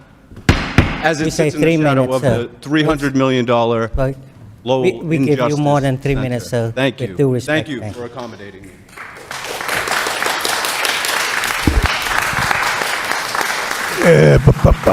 Marissa DuPont. Marissa DuPont. Is my voice important or not? Is our voice important? No, sir. I'm on ground zero, folks. Yes. Please. You want them to remove me, really, for speaking up? I'll be quiet. I'll be quiet. Can I stay, please? This is very important to me. This is my life. This is my life. Please. You can have some of my time. Okay. I would have liked to have said the whole thing, but please allow me to stay. So Just that let him stay. Please stay if you. Well, Yes. Yeah. Hi, everyone. Can you hear me okay? Yes. My name is Marissa DuPont. Hello again. I've seen most of you here before. I live at 46 Carlisle Street here in Lowell. Thank you for listening to the over 150 people who have asked for warming and cooling centers for our community. All of these folks agree that this is the first step in making sure that our unhoused neighbors and those without AC or heat are properly taken care of. We need a comprehensive plan to help the unhoused community and address the affordable housing crisis, and this is a good place to start. Making sure these folks don't die in the cold and the heat is the bare minimum we can do. 1 or 2 locations for warming centers is not enough and has been tried in the past. These folks need multiple spots that are accessible and open 24 hours, preferably with services to assist them. And this includes folks who are struggling from drug and alcohol addiction. Addiction does not make you a bad person, it's a disease. Many of you are Christian, just as many unhoused folks are. Jesus would not want you to toss these people aside. Jesus tells us to wash their feet and clothe and feed them. Jesus would not care whether these people grew up in Lowell or if they came here from another place. We are all human beings. We are all the same. We all deserve food, water, shelter, and dignity. Lowell has an opportunity here to be the first city in Massachusetts to solve the issue of a growing unhoused population and a lack of affordable housing. We just need to focus and put our minds toward it. This will take time and won't be easy, but with a proper, thorough plan in place, we can do it. A task force should be set up that includes knowledgeable folks from many nonprofit organizations that serve the unhoused community in our area. Grants should be applied for. These are the things we elected all of you to do. If it's not something you can do yourself, delegate it to someone who can and give them the resources to accomplish it. The loss of life connections has been acutely felt, and even when they were open, they weren't enough. But maybe something can be done with their building since they had a shelter and beds. Maybe this could be one of the warming and cooling centers, the ICC that you just mentioned. This could be one or turned into a shelter. As an elected official, your job is to care for your constituents, and that includes those who are unhoused. The fact is that whether or not they have an official address, they live here. They are under your jurisdiction, so to speak. You should take pride in caring not just for the little old ladies who are worried about young people speeding down the street, but also for giving the homeless person on the corner a warm meal and a place to shower. And even if you don't think of the unhoused folks as your constituents, those of us speaking tonight here are. The folks who signed the petition are. Taking care of the unhoused community is what we as constituents are asking you to do. This can be done. Over 150 people believe it. Start with the warming and cooling centers. Take pride in what we can accomplish. Thank you. Thank you. Giovanna Mason.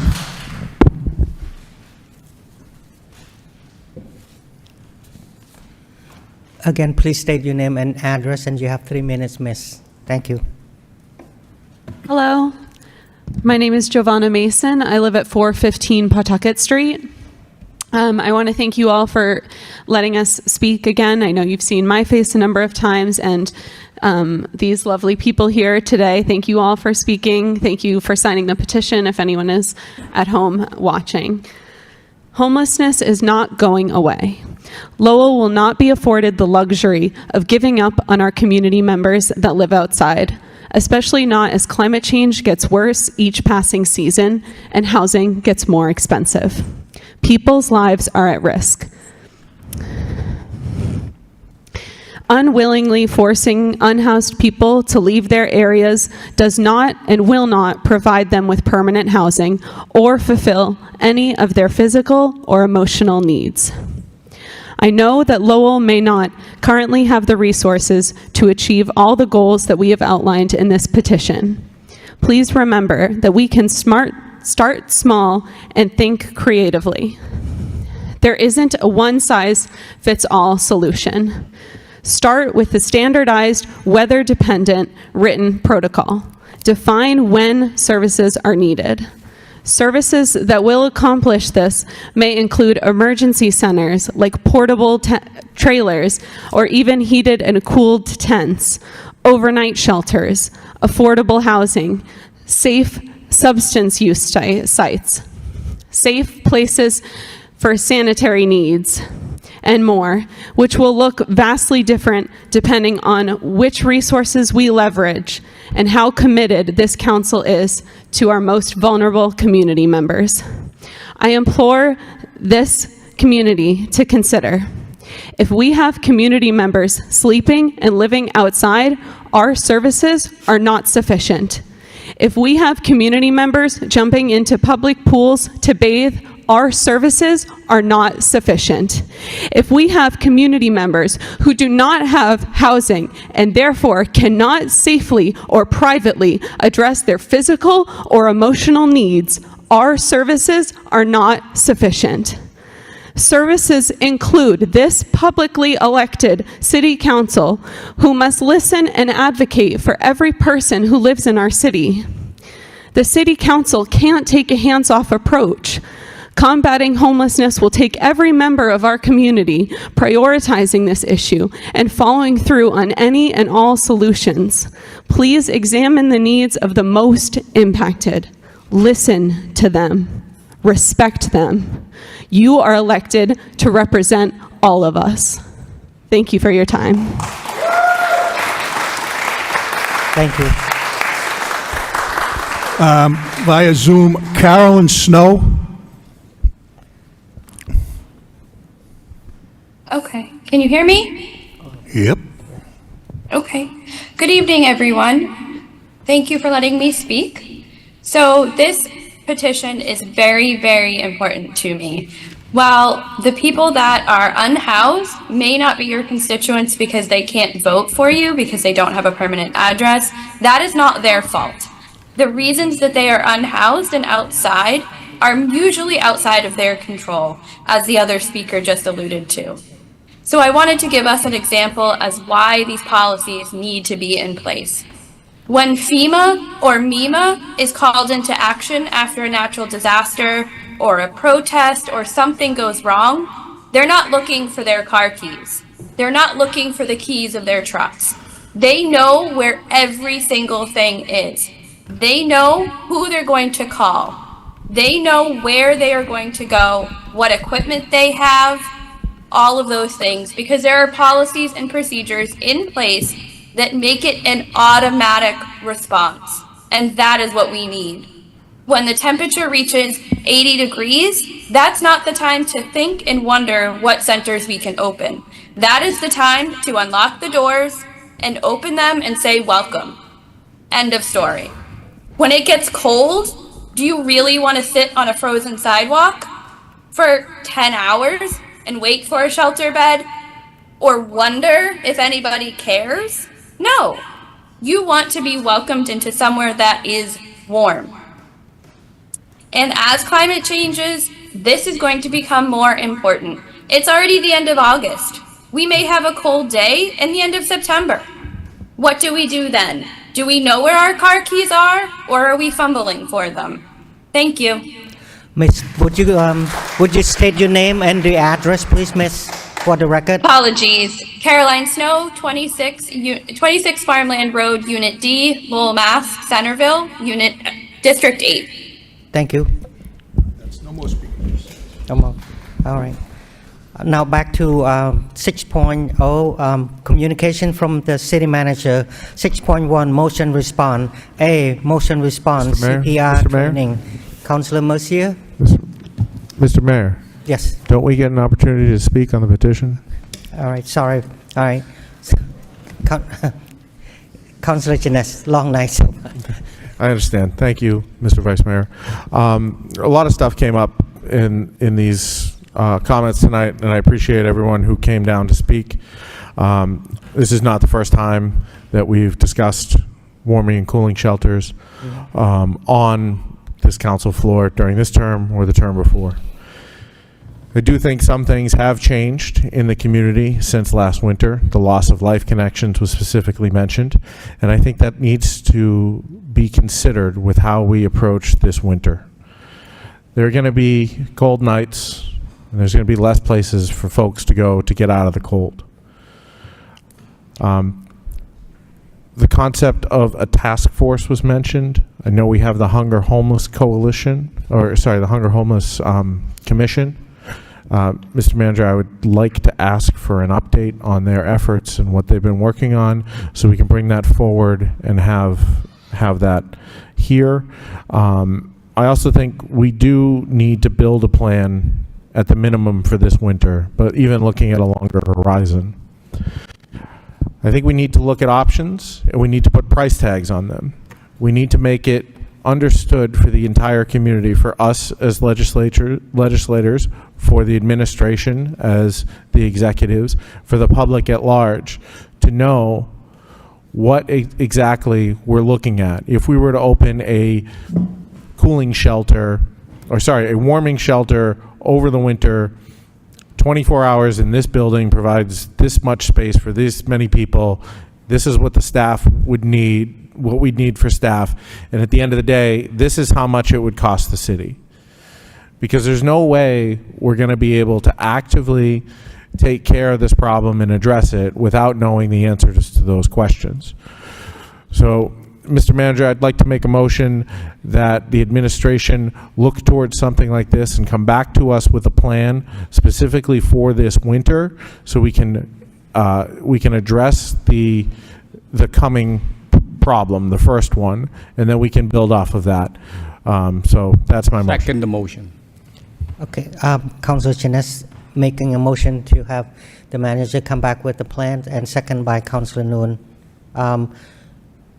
Councillor Robinson, you want to make comments? Thank you. Through you to the manager. I had put this in a little while ago about kind of reaching out to the community, see if any organizations or nonprofits or anybody was willing to step up in lieu of losing life connections. And as we discussed, I think the city, we're willing to contribute, do what we can to try to help and bolster. But see, I think that's one of the challenges we're up against, is that, for one, locations. Two, the city does not run social services for the most part. We can support those efforts, no problem. And I think the understanding that we need to support those efforts is clear and apparent. Had we gotten any of the community partners that kind of even hinted at being interested in filling in these gaps that Life Connection left behind since that motion came out? And if not, I mean, do we put another call out to the community for organizations and community partners that are operating in this space already and have established relationships in this, sphere? And can we come up with something for this void? Because I think we're all willing to help out in whatever way we can, but to be realistic, I mean, just looking at, we're already in the end of August, almost September. Identifying a location, onboarding staff that has this kind of skill set, this kind of background, that's familiar with dealing with this particular type of issue, caring for other humans. That's not, you wouldn't just assign public works employees on overtime to go do that. This is a specialized need. And so there's a lot for us to try to go from 0 to 100 within a 2-month window. But are there any community partners that have this kind of experience, this kind of skill set, willing to try to help us out and partner up? I think that's worth another look. Thank you. Thank you, Councillor. Councillor Kitchie. Thank you, Councillor Yam. The city for years has been pushing and pulling against itself. When you look around here, you look and you watch, they cut trees at an alarming rate, which drives up heat indexes. We have heat studies. We've come through the heat studies. We're trying to plant trees, but at the same time, we're looking at neighbors whose sidewalks are heaved a little bit and saying, hey, let's just cut down all these trees. So what do you think the index is going to happen in the city of Lowell? It's going up. And when someone mentions 80 degrees, I wonder how many days this year were over 80 degrees. And then what's the cooling point? Is it going to be 50? So you might as well buy somebody a house. It just comes down to, when you're looking at government, it's borrowing against itself, so inflation's going up, and that's why housing's going up the cost. You can't borrow against yourself and think inflation's going down, because it's not gonna. And the more you push and pull that you're gonna go to the affordable housing, you're gonna lose. And I think the manager outlined how successful we have been with affordable housing in the past, and how we're pushing for more and more affordable housing, trying to get people into areas. And, Mr. Manager, do we have a definition for extreme weather? Because someone said to define it. Do we have a definition? Because I know we had task force go out and try to bring people in. We opened cooling stations where we didn't see people come in. That's correct. I mean, how do you get to a population that doesn't know there's cooling stations, say there's cooling stations because they're moving around? I don't know how to do that. And at the same time, over the last 2 months, I've been getting calls on Dutton Street. The tents are coming into the properties over there, the Dunkin' Donuts down there. You have all the things, there's needles in the parking lot. There's issues down there, and we're trying to combat that at the same time. So does this board come up with no tents in the city like that just passed? At some point, something's got to give, and if you run the businesses out of here and the people away, then we can't afford to do anything anybody wants. So that's where the long-term planning has failed, and we're failing because we're looking at cooling stations are great, but how do we get it to the people you need, and who's going to do what to do this? And that's the planning stage that needs to be done, put together. Is it create another task force? I thought we had a task force. We do, right? Thank you, Councillor. I'm asking a question to the manager. Yes. Through you to the Vice Mayor, to the manager. Yes. Do we have a task force? Okay. Yes. Manager Golden. Through you, Mr. Mayor, to the council. Yes, we do. We have been working on this, quite frankly, gladly put together the report, again, in regards to the amount of money that we have been spending. There's a little bit of a misnomer here, but it's in the ballpark of about $2.4 million in the past 16 months. And that's things for women's shelter with CTI every counselor here has asked about these questions and discussions and partnerships on how to get this to accomplish. But between CTI with what has hopefully opening the homeless shelter for women, this council here authorized $1 million. There's no other city and town in this area doing this. The Summer Street residency, permanent housing, once again, I've said this previously and I've said it before. That's another $1 million. We consistently support the Elliott Day Center, Merrimack Valley. We have a co-op. We are currently working, which I'm not at liberty to say right now, with 2 other organizations about mental health and substance abuse. And this is all happening here in this city. Other towns just drop everybody here. This is a problem. So to say that we're not doing enough, or to not saying we're not doing anything, I'll gladly put the report together, councilors, and let everybody know what we have been doing. We have been reaching out, once again, to our partners, and I say they are partners. And I'm only going to say CTI because that's one of our main partners. One of their big problems is a location and staffing. They're currently having staffing issues and staffing problems, as everyone else is.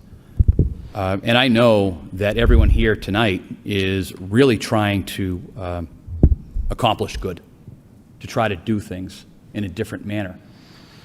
But this city council, this administration, and this city as a whole has been doing this. We have been doing this more so than anyone else. There are other conversations that have been happening, financial conversations, which I know that this council has approved in the past and will approve in the future.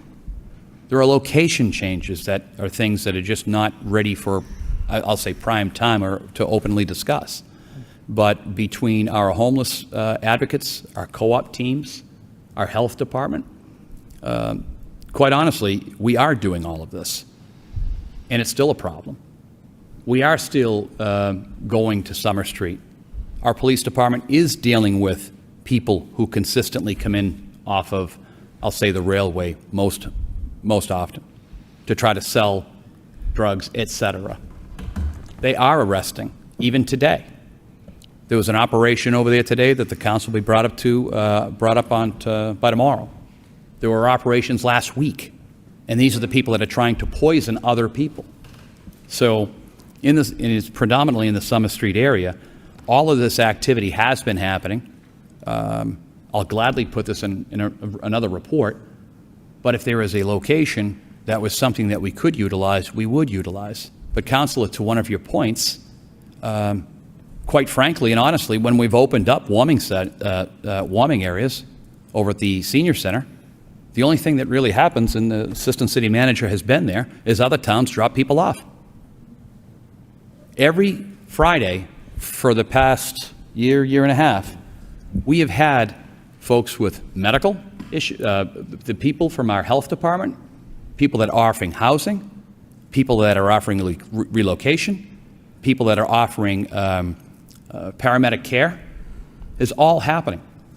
And a lot of the individuals that we're talking about do not take any of the services that are being provided or being asked to be provided. If there's another idea or another thought or moving the location, we're all about it, but we're relying on people to come into the area to do this, to provide services to a group of individuals that don't want it. I mean, if you go by South Common is cleaned probably 2 times a week, sometimes 3. We're drowning. This is a true story, and I know everyone is here for the right reason, and I'm talking specifically to the individuals that come here and speak about this. But the city of Lowell, the proof is with the finances. We are spending money trying to accomplish this goal. If somebody else has an idea, if there's a building, I had taken the opportunity with Lisa Golden, HHS, and others throughout the city to look at how other cities are doing it. And I do specify cities, because towns don't. Towns drop people here at our doorstep, and it just continues to continue. It's a cycle.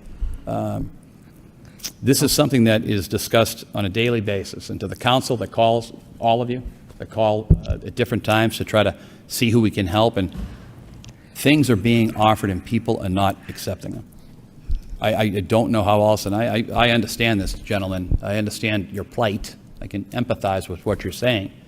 But we've talked to some of our partners, and if somebody else has a different idea, we do have housing coming in. We are supporting. This council just supported workforce housing, 0 to 30%, 30 to 60%, 60 I believe is going to go to 120. That just happened. Mm-hmm. That just happened a couple of days ago. We have other exciting news as well with Hamilton Canal going on tonight in executive session. But I'll put it to anyone here. I would personally sit with you, but what is the solution? Where is the building? What could happen? Because as I continue to look at the list of things that we support and what we have been doing, I see the city of Lowell doing it. And quite honestly, I don't see anyone else doing it. And that's not a cop-out. That's the facts, financial facts of what this council has done and this administration has done. I don't see other towns doing a thing other than dropping people off. Thank you, Manager. Councilor Goodyear. To the 67 people who signed the petition, you are moving the pendulum. I mean, prior to this council and the last council, we didn't see these investments. We didn't see all of these things that are happening. And it's because people are caring in the city and we're trying. But at some point, we're working against each other here because we're saying, you know, businesses are already complaining about people in tents and all the things coming. If you go to Dutton Street, buy that Dunkin' Donuts, you'll see. It's in there, and all the property owners and the business owners are complaining right now. And then you go over to the South Common, where we've been spending hundreds of thousands of dollars in our Parks Department's time down there and neglecting the fields because we're sending them down there to pick up, or neglecting the open space areas or the monuments and everything else. That's their function. And the state hasn't given us anything, and it's not the city's job to run nonprofits. We're not a feeder system to nonprofits. Nonprofits can go out and file grants like any other place and survive that way.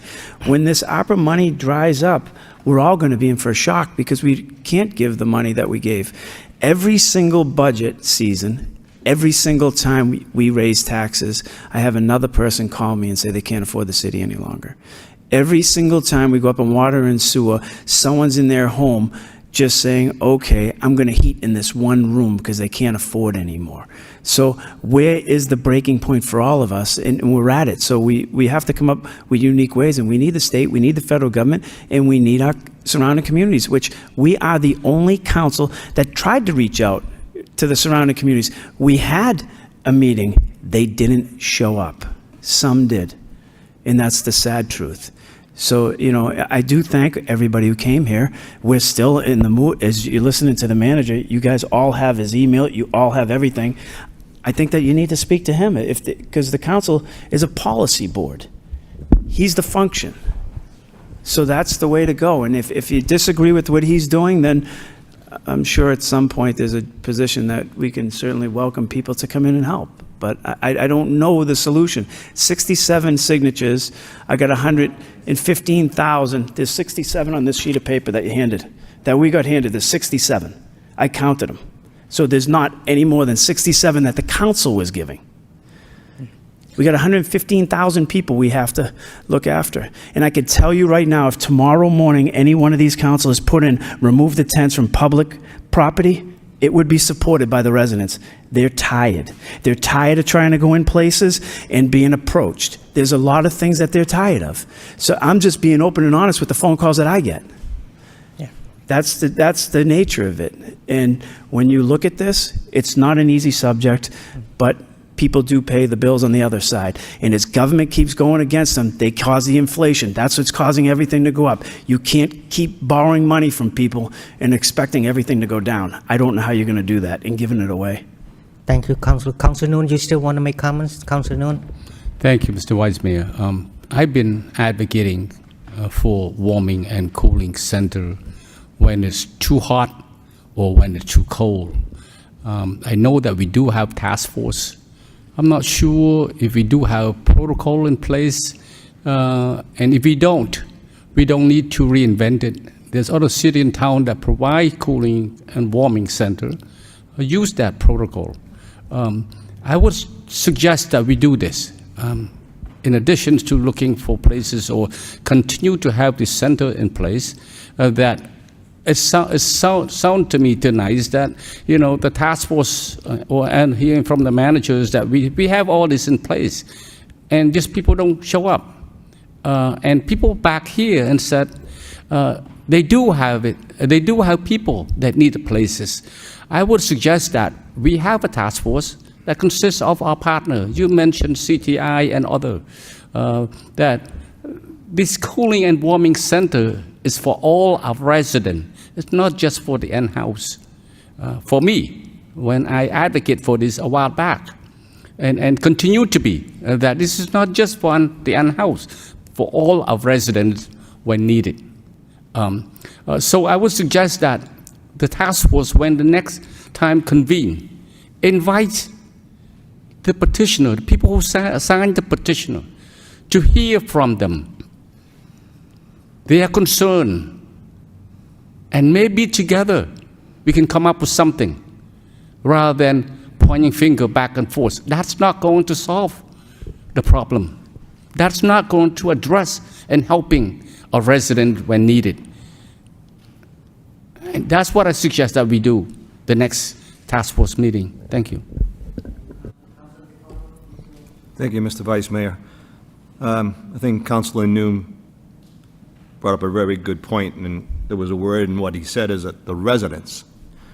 But the city manager just pointed out, and it's actually true, the number of people that are coming in from other towns in the surrounding area. We're spinning our wheels right now. That's what we're doing. We're spinning our wheels because we don't have the extra resources. How much, what we just spent $1 million, right? Correct, city manager?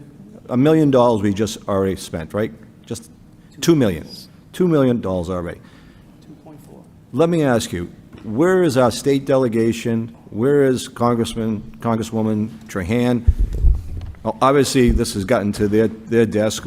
What have they have any ideas, suggestions on how we can combat this? Thank you. Thank you very much, and I'll just end with this. A lot of the money that we have been spending has come from the federal government as far as ARPA. And it's important to note as well, councils, I neglected in my notes here to bring up the fact that what we have before you tonight, and I know it's only going to go to a public hearing, is the Affordable Housing Trust Fund. So if this council sees fit, the Affordable Housing Trust Fund will move forward. I know there probably won't be a lot of discussion on it tonight because we'll discuss it in the following week. 2 weeks, please. But this just goes back to, and I understand everyone is here for the right reason. But continuing to talk about this and the facts that we are putting money forward, the facts that the Affordable Housing Trust Fund is yet another piece, our partners are exhausted. They're exhausted with people. They don't have enough people to continue doing what they're even doing today. So I would invite, I'd sit and talk about this discussion, continue to talk about this discussion, invite people to talk about it. But the city of Lowell is doing, and this isn't a bragging point, we're doing so much more than everybody else in comparison. And once again, to the council's approach, I know that each council has talked to me about the affirmative of the Affordable Housing Trust Fund, but that's just yet another piece that this administration and this council is moving forward to keep things more affordable. Thank you, Manager. Councillor Robinson and then Councillor Mercier. Thank you. A couple of things I want to be clear about too. And I notice when we start these discussions, a lot of catchwords get thrown around. Affordable housing Okay, that's defined 30% of your gross income, no more on housing. A lot of the problem in the situation that we're challenged with, a lot of the people that would need the heating and cooling stations, a lot of the people that need the warm meals, all of the resources that have been brought up to the podium, they're not going to be able to afford 30% of their gross income because they don't have income, unfortunately. A lot of people that we're talking about. Another thing people have to realize is when we really roll up our sleeves and start looking at providing services, now you open, even if a location's identified and we open a heating/cooling location, we have clear-cut parameters on when we pull the keys out of our pocket and open that door, as one of the speakers talked about.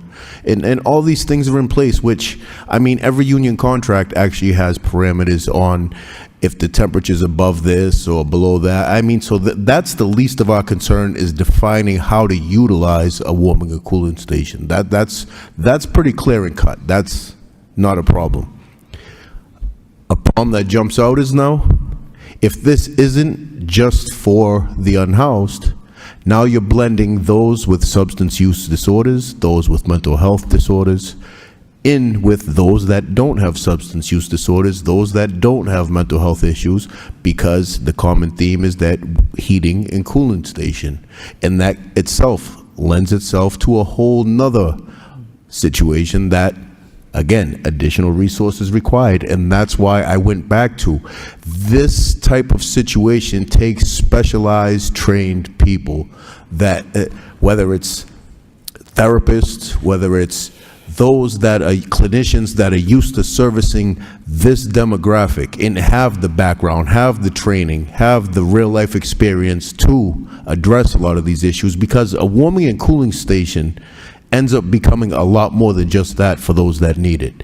It potentially could be that rope thrown over the side of the fence to help pull them out of whatever situation they're currently in.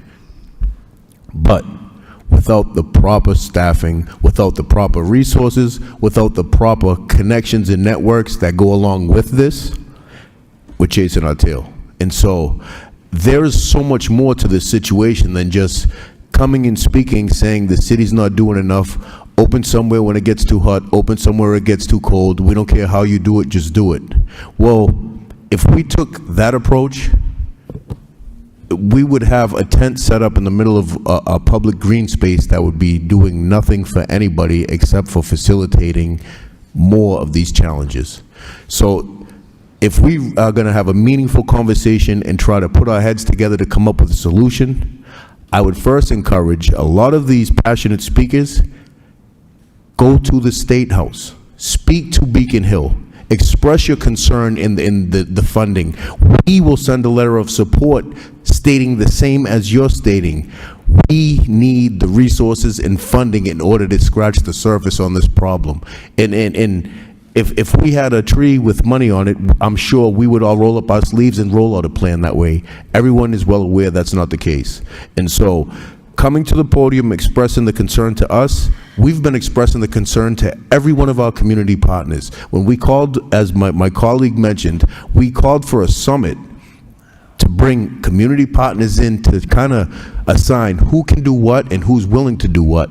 And it became a think tank of how can Lowell do more without any additional resources. And so please, I would urge you, speak to your state delegation, go to the State House, petition to speak down there, explain, do this advocacy work on a state level, reach out to your Congress people, advocate for that on that level, because without everybody chipping in something, again, 2.4 is a drop in the bucket as far as what we would really need and would be required, and that's one-time funding. Now, when you get into an annual position, it's a whole nother ballgame, and not to mention the staffing and everything else. So please, keep that passion, keep the advocacy going, but expand that to the state and the federal level as well. And we'll continue these conversations, I'm sure. Thank you. Thank you, Council. Council Mercier? Thank you, Mr. Vice Mayor. I believe that tonight and this discussion is very, very important. And it's very soothing to know that people care, that people are trying to find a solution, and this conversation is very, very healthy. And I know firsthand that the city manager, what he said, that we're providing services the best that we can, we are. I see it. We're doing it. Are we taking these people off the street that are homeless? We're trying to do what we can, but it's not successful in that we do need higher help from the Congress, from Senate. We need higher money. They want to help. That's where your commitment lies. We're doing the best that we can. I don't have all the answers. That's why this is vital, these conversations. I firmly believe, and this is just my idea, but I've heard it. In my view, I think we need a building. We need a form of a shelter building, but on a larger scale. There's mentally ill people. They need to be monitored. They need someone to look after them, to make sure they take their medication, to make sure that they're not being vulnerable, that people aren't hurting them. Talk about bullying. Mentally ill people are being bullied and manipulated and doing all sorts of things that they wouldn't want to do if people were helping them. We talk about job creation. People run for president. They want to do the right thing. Do the right thing and send the money here to places like Lowell, because this is a homeless state of emergency for homeless people. That's what we have right here in the city. Go up Summer Street and you'll see it. I see it all the time. These are people that probably don't want to be there. I know the lady that had her legs amputated. This is a very sad state of affair. And until you are in their position, you don't really even know. You just form an attitude and an opinion. But when you read the Bible and it says, what you do to the least of them, you do to me. So that's why these people are here, because they see that. I don't have all the answers. We don't have all the money. But I know that the manager is trying. This council is constantly calling, Sean, please help this one and please do that. We see it. We need a big facility, a big building where people can be hired to monitor the people.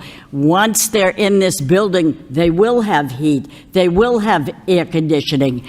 Gee whiz, when it's about 9:25, I'm going to freeze in here. So, I mean, and I know I can get away and go somewhere else, but the people that are on the street, they're there in the rain and the snow, and I see it. It's painful to watch. So I thank the people for coming here to show their compassion, but it's frustrating for us because it's like we feel like we're being blamed for not doing enough, and our hands are tied, and we need a building. Please know you need a building to get the people off the street. Do you think they want to be down by Dunkin' Donuts with their tents and being an eyesore? I don't think so, but they have no place to go, and I know how difficult that could be. I'm just going to say this.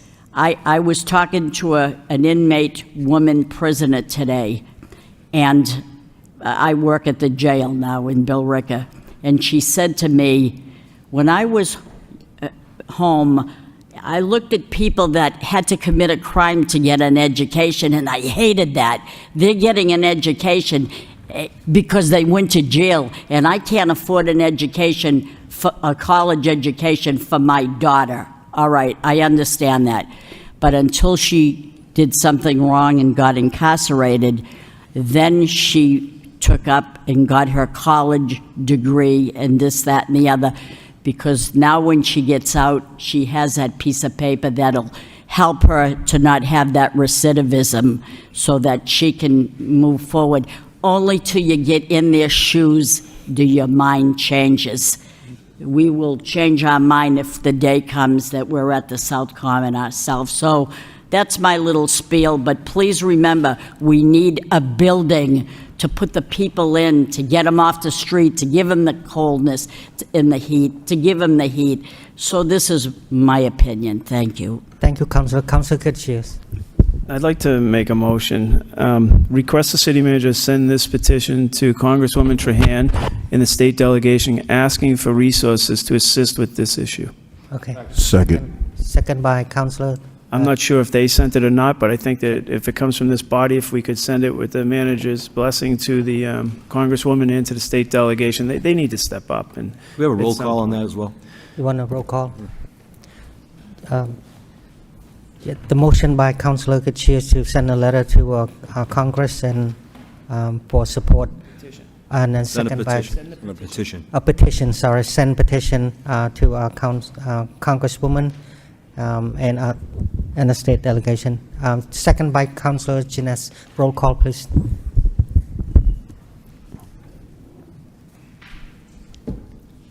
Council Robinson. Yes. Mayor Rourke. Council Scott. Yes. Council Yem. Yes. Council Belanger. Yes. Council Chow. Council Dakota. Yes. Council Getchia. Yes. Council Jines. Yes. Council Mercia. Yes. Council Noon. Yes. 10 yeas. Any other comments and questions? I need a motion to accept and place on file by Councillor Kachir and second by Councillor Mercier. Thank you. Now we're back to 6.0, communication from city manager. 6.1, motion responses. A, motion response, CPR training. Councillor Mercier? Yes, thank you, Mr. Vice Mayor. Now, saving lives is critical in any city, and when you talk about saving lives, people that are familiar with CPR, that does it. That will help tremendously. And I wouldn't have made the motion, you know, in the past if I didn't speak to the department head to say, could this be doable? And I was told that it was, so and the response was that they're going to do that. So that's beautiful. Thank you very much. Thank you. So we wait till the end. Yeah. Okay. Motion response B, crosswalk, painting near school. Councillor Kachir? Thank you, Mr. Manager, for the report. I'm just hoping at the end of the message, it says if people could reach out to the painting department to do the crosswalks, but we should know that in advance, especially when we're talking about schools. Do you know if were finished by today? Manager Golden? I believe they would have been had it not been for the weather. So we are running a tad bit behind, only simply because of the weather. Excuse me. I know that Ms. Altman was also out there making sure things are happening, but we're in a much better position, I believe, than we were in years past. So that will be in the completed pile this week. Once again, weather permitting. Years past never really reached my expectation because years past we kind of didn't do it. But I do thank you for trying to jump on this.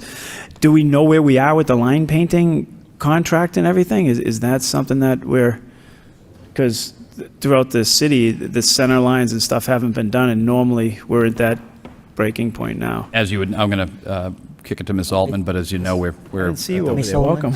She snuck in. I think she was out painting. And I'm not kidding. I know she left. In the other room. They are actually doing some hand painting crosswalks on Westford Street this evening, and they're starting the long lines tomorrow night, as long as it doesn't rain. Yeah. So Middlesex Street from right as it comes around the DPW and goes towards the Rook Bridge, all of those crosswalks are really bad, especially like Hadley Park where you see a high volume of people walking. If we get We'll after be the able schools, obviously. To do a few, we'll able to do a bunch in the next couple weeks, and then we'll the second part of the contract will kick in, and we'll do more in the spring. In the future, is that contract written so that we would do all the stuff in the spring? Yes. Okay, thank you. All set, Councillor Getchia.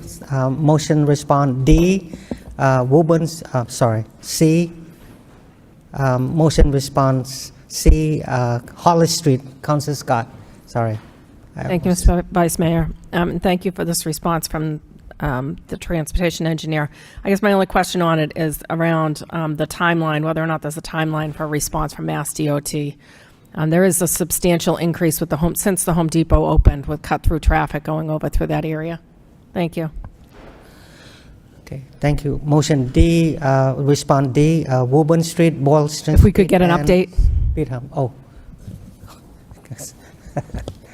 I hope to hear a response from NASDOT in the next couple of weeks. We're trying to work with them on what the designated alternate route would be, and it doesn't seem to be just 495. So we have to see what other roads we want to have trucks on. So that's what we're working on right now. Okay, thank you. All set. Thank you. Motion respond D, Woburn Street, Bolton Street, and speed humps. Councilor Scott? Thank you.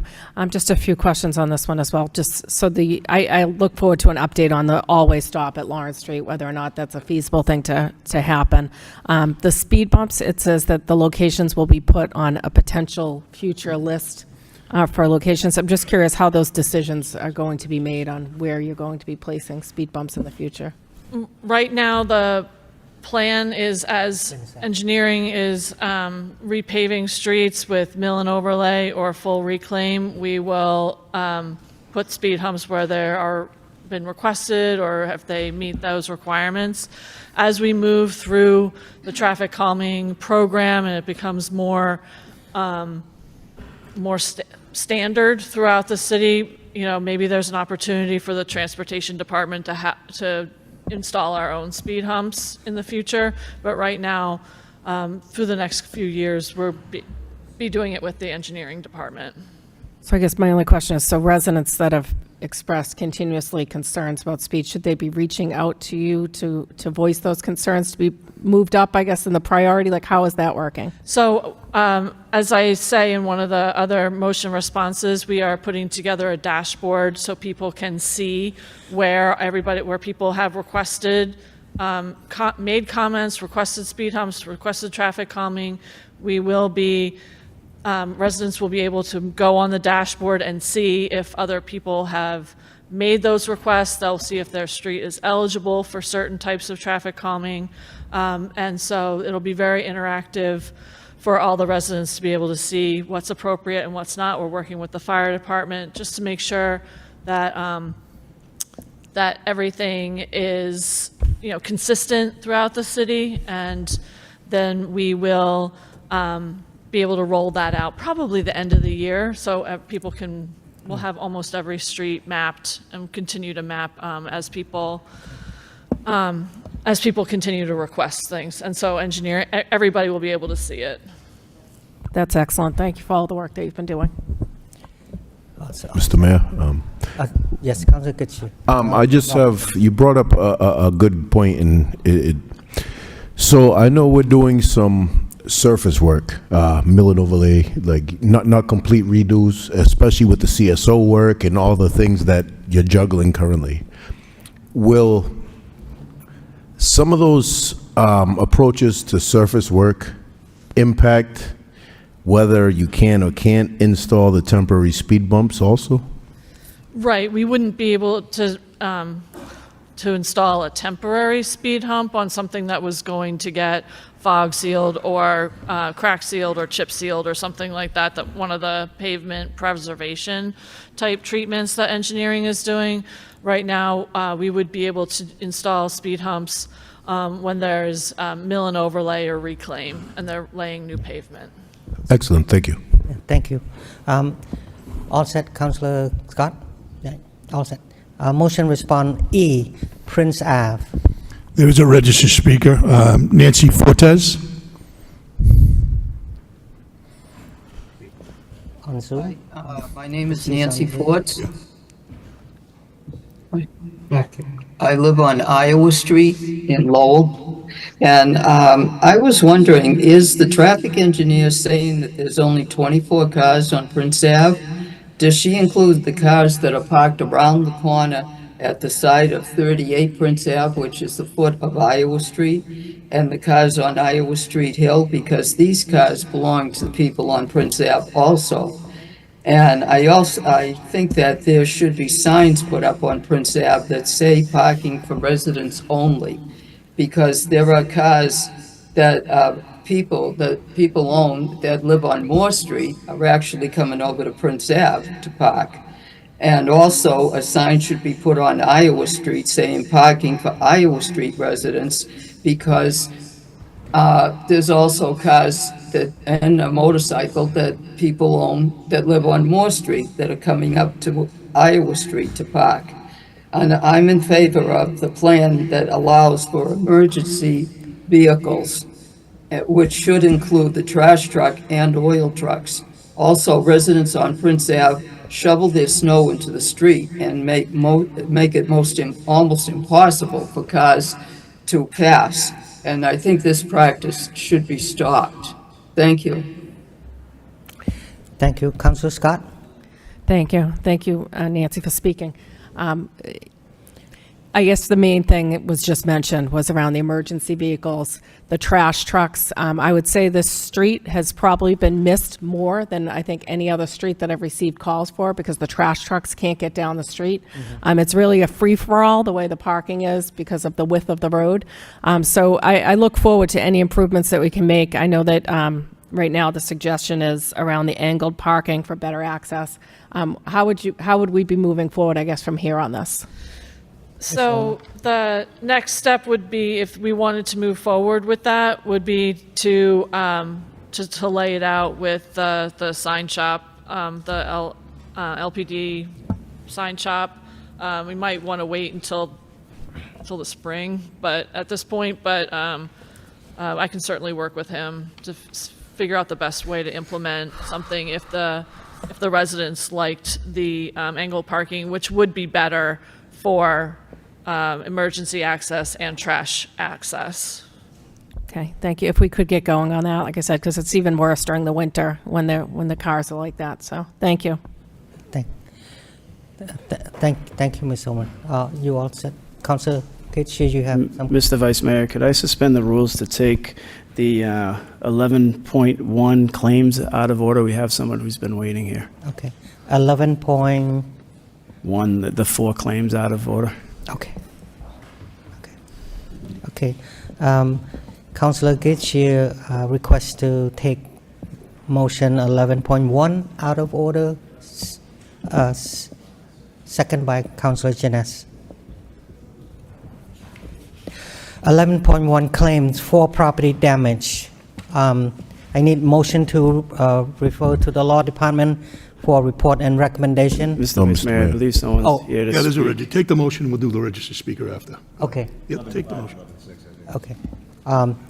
So let's do the... No, it's not 11.5. It's not 11.5. The registered speaker, Christian Rudolph. Please state your name and your address, miss, and you have 3 minutes. Thank you. Sure. Hi, my name is Kristen Rudolph. I live at 89 Mary Teresa Terrace. Thank you for hearing me tonight.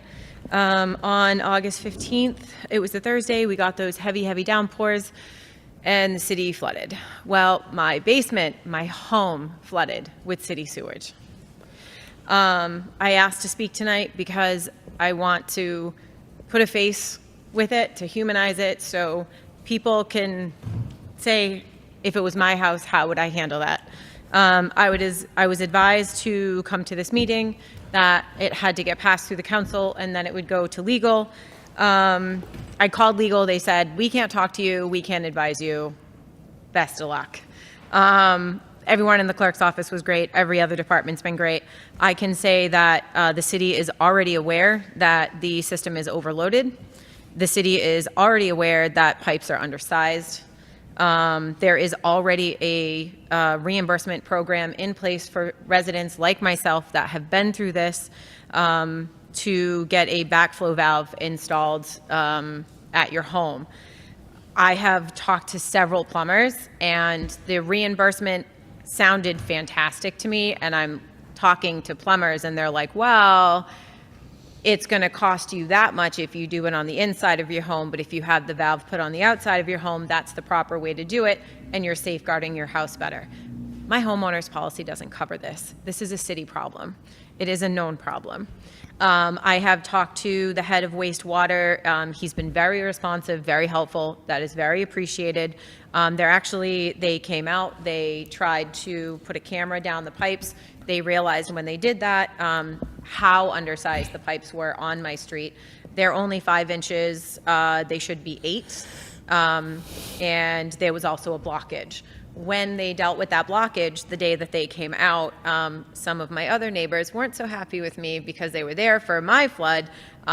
It actually caused backup into their toilets, and most people will close the lid to their toilet, and it shot people's toilets up with sewage that they then had to clean their bathrooms, not their entire basements. So I was only able to submit one remediation. It's a live claim. What I was told that means is that when they go in, there could be more. But who decides? I mean, it shot out of my washing machine drain like a geyser.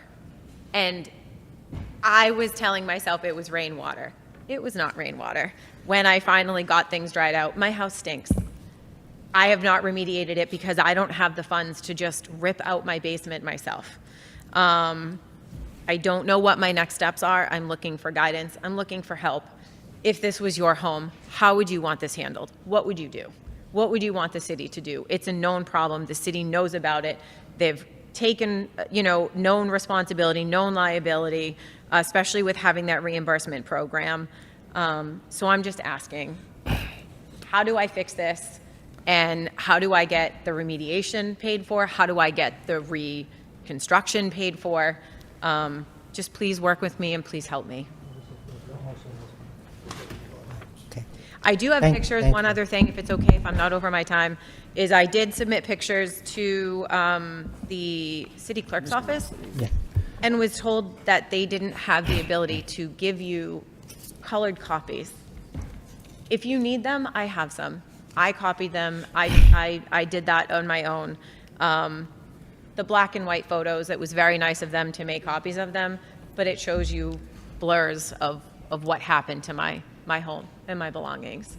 Thank that's you. it. Thank you so much. Thank you very much for your time. Councilor Kitchie. Mr. Vice Mayor, can the Assistant City Manager meet up with Ms. Rudolph and just take her number and then get in touch with her and try to help her through this pathway to see the city solicitor? I believe that's probably where it went. Yeah. So if you could just get the number and then just contact her. Well, Thank you. Thank you. I need a motion to refer to the Law Department for report and recommendation by Councilor Mercier and second by Councilor Janice. Mr. Mayor? Yes, sir. Through you to the city manager. That I remember when we rolled out the reimbursement program for the backflow valve. Does that only apply for inside the property, or that reimbursement wouldn't apply on the piece of pipe that goes from the resident and before it ties in? Mr. Fox is here, but the intent was to assist folks from the inside, just to obviously keep this from happening in the future. Mr. But, Manager. we will be talking with Assistant City Manager will be talking to her as well as legal. But Mr. Fox, could you answer that question in the inside of between the inside and the outside? Yes. So the installation, like 95% of the installations that I've seen have been inside the house. That's usually the standard installation. The reimbursement will be for outside or inside, but usually the standard installation is inside the house. That's usually because the valve takes some like maintenance on the homeowner's part, and so it's much easier to maintenance that valve when it's inside. So it's usually located in the basement.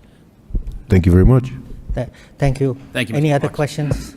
All in favor say aye. Opposed say no, and motion carried. Now we go back to our original,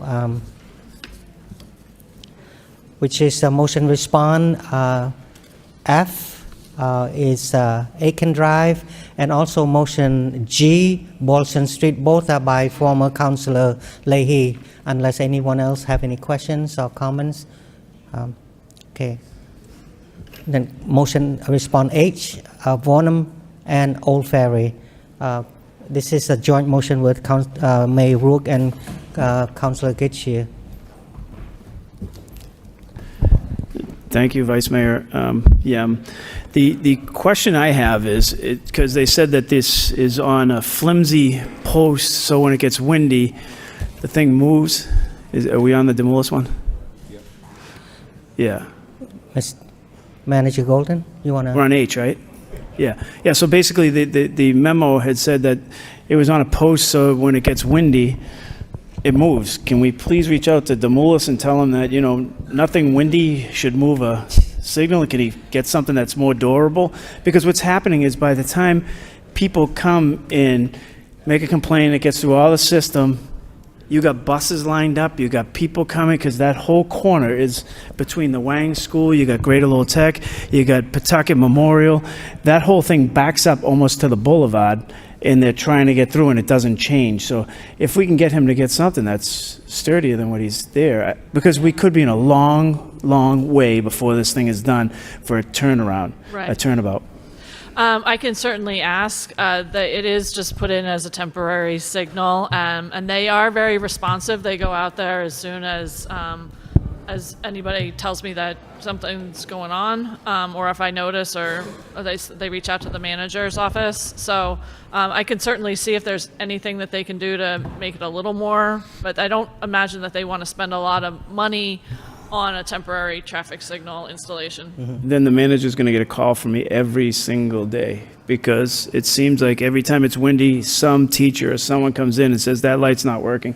So if he wants to send somebody every day and it's going to cost him 10 times than installing the right piece that will hold it in place, I just think that there's a challenge here for people to get in and out in time frames for kids to get to schools. If you can reach out, and we can reach out. try to get him to make that repair, because it's been a process for the last couple of years that people have complained about. Thank you. Thank you. All set. Motion respond. I assign Councilor Robinson. Got the problem. Thank you. Again, this came from residents up in that area, and I appreciate it. I mean, I guess if there are sections of the city that have high deer populations, it makes sense to at least put the sign on. Thank you. Thank you. Motion respond J. Traffic calming program update. Councilor Robinson. Thank you. First, let me say thank you to Ms. Baez-Rose, Assistant City Manager, and Ms. Altman, the City Transportation Engineer, as well as the Manager of the Administration.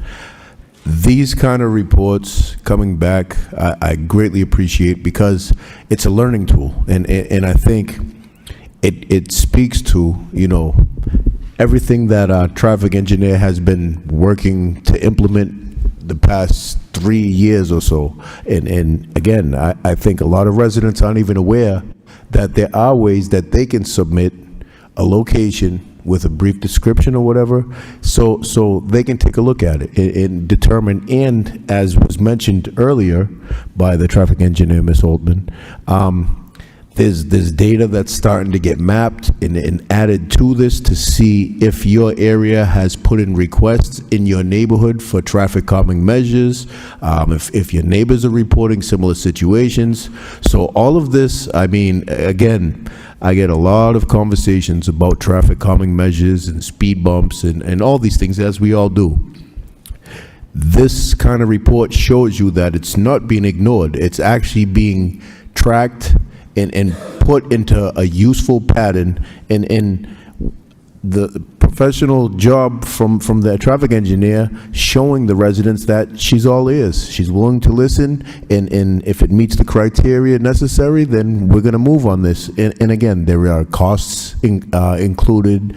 There are, as we discussed briefly earlier, different surfacing measures that are going on throughout the city, so some will be conducive to certain types of mitigation measures. There's a lot that goes into this, but these kind of reports make it easier to communicate that to our residents, and so please, all we ask for is a little bit of patience when it comes to the traffic mitigation efforts, because there is a lot of work going on behind the scenes to try to slow the flow of traffic and to try to address some of these high-speed areas, as well as make it as safe as possible for pedestrians and cyclists. So thank you very much. I appreciate the report.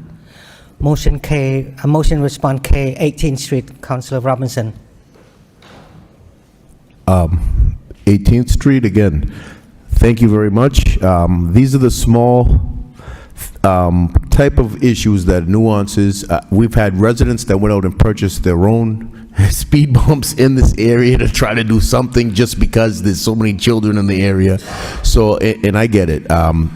installation of speed bumps on a steep incline or decline or whatever it may be. So, but any other additional kind of implementations to slow down this area would be greatly appreciated. I mean, the residents have had enough over there to go out and install their own. Thank you.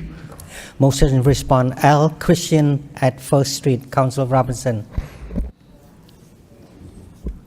Thank you very much again, and greatly appreciated 60-day trial. Thank you. Motion respond M is a duplicate from previous meeting, so now motion respond N, major projects finals, Councilor Nguyen. Thank you, Mr. Vice Mayor. Thank you, Assistant City Managers. Did we skip M? Yes. It was withdrawn. At the motion withdrawal, if we have What if we want to speak on it? It's on the agenda. motion M respond is update on school bathroom. It's been withdrawn. Yeah, I just want to reiterate again that, for a year and a half, or even 2 years, we've been trying to get a facilities department. And this whole memo that's here could have been stated in the last paragraph. Everything else is something that just says, here's the fluff, and this and that came into play. But when you really read this memo, if we didn't have to do the same thing twice, it wouldn't have cost $67,000 for the bathrooms there.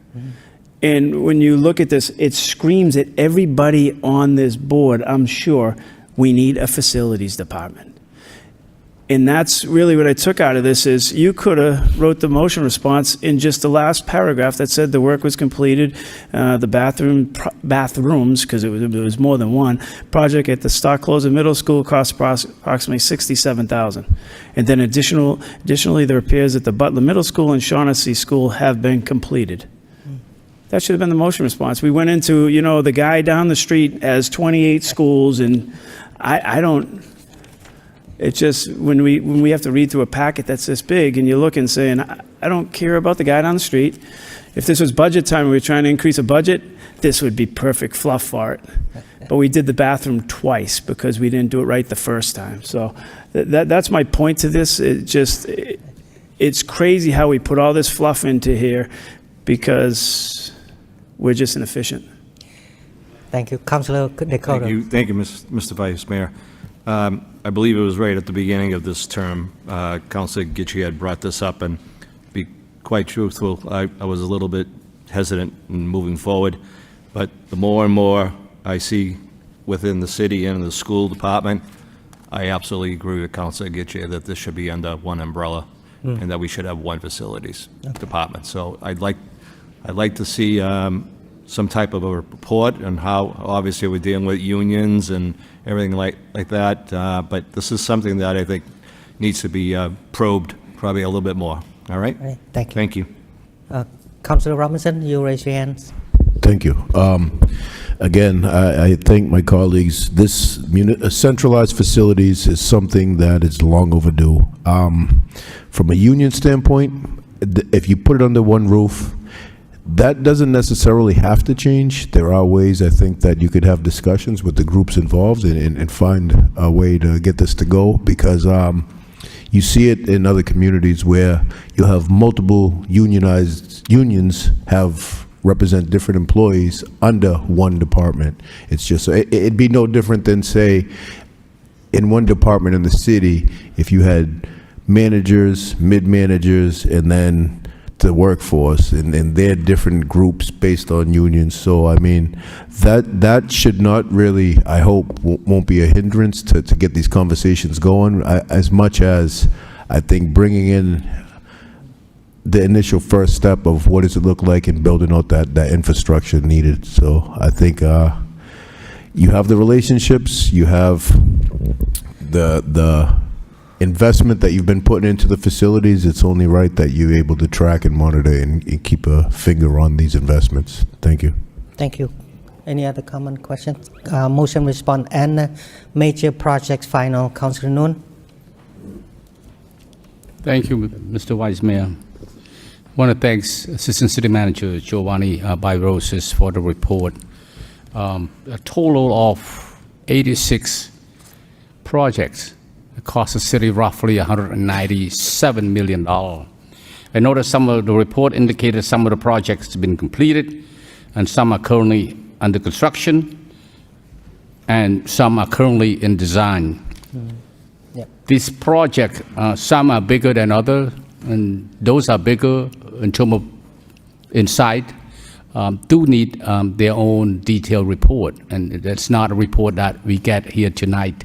We need, I think, each and the number of department involved in this project, from the fire department to DPD to the DPW.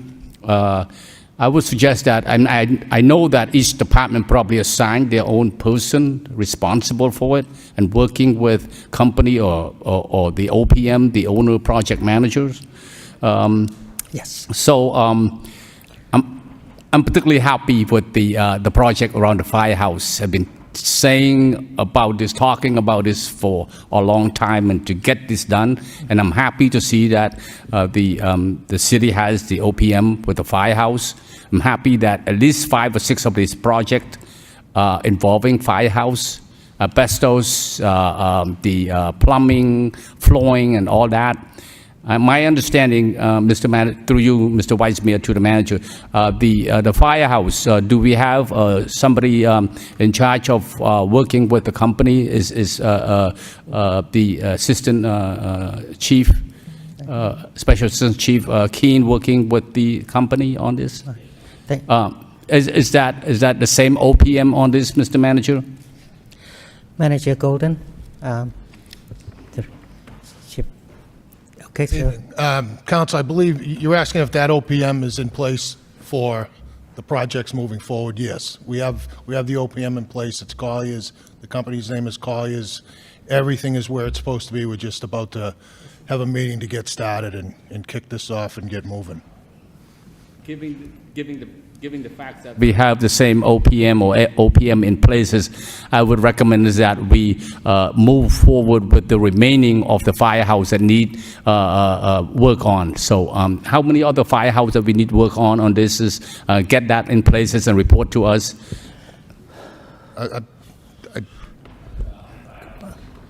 8, yes. 8. Plus we have fire prevention and we have the training center. So, we're moving forward on all of them, Council. I do appreciate that very much, Assistant Chief Keen, on the report or update on this. The other projects that I think required a detailed and a number of people involved in this, the race project. This is a $21.4 million rehab of the Ford Bridge. Given that this is a federal highway grant, I know that, is that through you, Mr. Vice Mayor, to Assistant City Managers, Giovanni Byroses. Are we working with MassDOT on this, and we have plan in places, schedule in places? Manager Golden. Thank you very much, Mr. Mayor, through to the council, and Ms. Altman is also here to answer this. The $21.4 million was obviously granted to us for the 4 bridges that everybody is very familiar with. And I don't want to, it takes the federal government a little bit of time, and the communication lines have just been opened up probably in the last 4 to 6 weeks. So we are in the process of moving forward with this. And it's just an awful lot going on with Federal Highway as well as Mass DOT. Ms. Altman, is any latest update other than that? The latest update is the grant agreement is at the manager's office to be signed. So as soon as that's signed, then it goes back to... Getting those tire marks here. I don't know if I saw that yet. I'm passing the buck back to you. So as soon as that's signed, we'll send it into MassDOT. MassDOT signs it, goes to the feds, they sign it, and then we can move forward with procurement of a design engineer. So we're probably looking at end of October for that to come back from the federal government. And then, but I know they're trying to move they're trying to move that money out as much as possible. Then we have a certain amount of time to get through design with MassDOT, and then the funds have to be expended by 2032. Fully expended. It's coming fast. Just curious, Ms. Oldman, how long has that grant been sitting on the manager office? That's what I just. Only like 24 hours. I think. Not long ago. Pretty confident it's there, right? Also, I do have a pile of paperwork, Counselor, before my desk. One last comment, Mr. Vice Mayor, is that if I could, with those big projects, to have, more detail on it and timeline for that project and, who's responsible and stuff. And please, not just for the council, put on the website so those who want to see it can, have opportunity to see it. So our city website. Thank you. Councillor Peter. Thank you, Mr. Vice Mayor.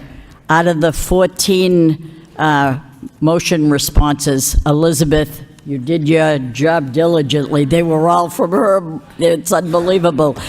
But this very last response was the major projects final, all this information that we can say thank you for the report, but the viewing and listening public probably don't have the full impact of what's going on in this city. We can say, gee, what's going on in the city?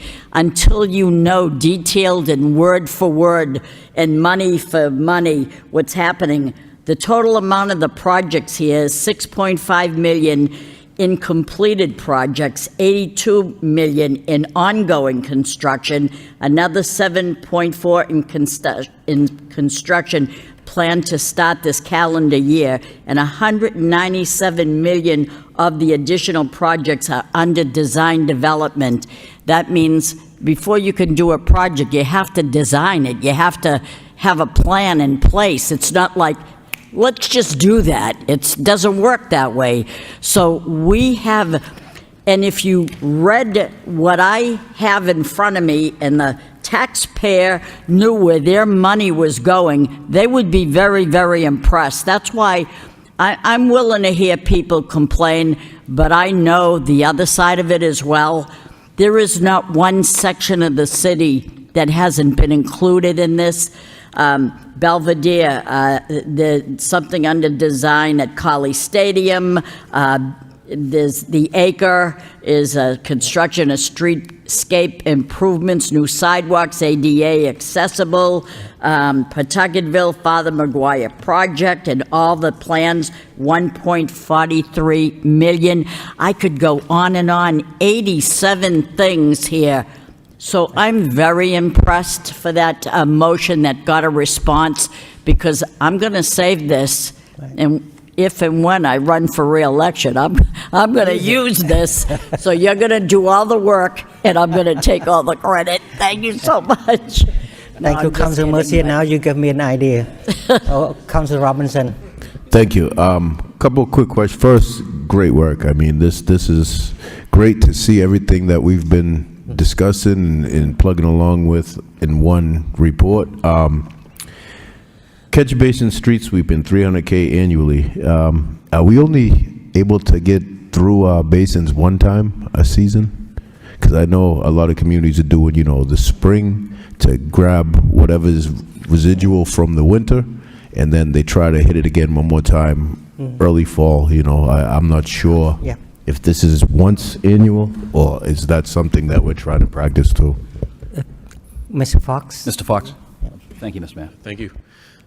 So we average about 1,600 basins a year, and so that's a combination of what we do in-house and what we do contracted. That's at 300,000 is for the contract, also for the disposal piece of that, because once you pull it out of the basin, you then have to dispose of it, and that can be extremely costly also. And so of that 1,600, we have about 6,600 within the city. And so around every 4 or 5, we do look for a turnaround time about 4 or 5 years to do all the city, which is a vast improvement of where we used to be. But that's about the turnaround time to go through the entire city at current pace. Thank you. That kind of seems like we have some work in that area to get through our basins a little bit more efficiently, if you ask me. My colleague, Councilor Scott, has pushed a while too, is looking into maybe a rollout where we do that, even on, or whatever we do with the parking on one side of the street for a couple hours not allowed, maybe that helps us to get some of these numbers up too. I mean, we're falling short based on what I just heard, 4,400 plus basins a year. So we're waiting, and then while we're struggling with the CSO work and everything else, just compounding the issue, I think that's something to really pay attention to, but I think it's a great improvement from where we were, as I just heard. The Christian Hill Reservoir site improvements, I see that, and I know that's been a long time coming. Do you know if I've been getting a lot of messages from residents, again, with the wrong date on that meeting? It's a concern to really address that. So if we can get that rolled out and rip down the old notifications that are up there with the wrong date, that'd be greatly appreciated. As well as, of all the trees that are being removed, we have a plan in the pipeline to replace with some kind of greening effect? I mean, obviously not willows and stuff along those lines that are gonna eventually penetrate whatever we're trying not to allow it to penetrate. And I also like to say thank you with the St. Louis Sponge Park phase design moving along. Hopefully we can get that done. In the Riverview Park, it's encouraging to see that there's still an appetite and an idea to get a future park on the north bank of the Merrimack. So I mean, again, these are all great projects, and I thank this administration and this team for putting this together. Thank you. Thank you. Manager Golden, you. Go ahead, Manager Golden. He talked too much. Thank you very much. Councils, I think this is a great opportunity to celebrate what each and every one of you have been pushing. In the fact of 86 different projects, close to $300 million in investment into the city, and this comes from all forms in regards to our capital fund, which each and every one of councils have supported, some of the ARPA monies, et cetera. Some of the monies we've been getting from the federal government. I'm just looking at Mr. Fox, and I'm only saying Mr. Fox because he's in front of me. But I know that the amount of monies that we have applied for with grants and opportunities, Ms. Moses Catherine Moses from DPW, and Paul St. Cyr and the whole lot of them. But this is a great opportunity, and from the administration standpoint, it was a great exercise to really go through, like I stated, the number of 86 projects that are really going on, and what I think we're going to see in the future, that this is the baseline that we're going to use. I was talking to the assistant city managers in regards to this project, and Councilor Noon, to your point, we are going to be looking for a platform on our website as to how we're going to track and let people know what is happening with each of these projects. So please, I'd ask just to give us a little bit more time just to get through with all of our different divisions and all of the discussions and having everybody talk to us. Oftentimes, Assistant City Manager Machado will know, because let's say he's sitting with DPW, and Assistant City Manager Rose will know because she's sitting over in DPD. Assistant City Manager of Finance knows all of this because of the finances that are involved. But this, I believe, is something that we should use as our baseline. We should celebrate. We could talk about every one of these 86 pieces and where they are. And we encourage that. We encourage people to reach out.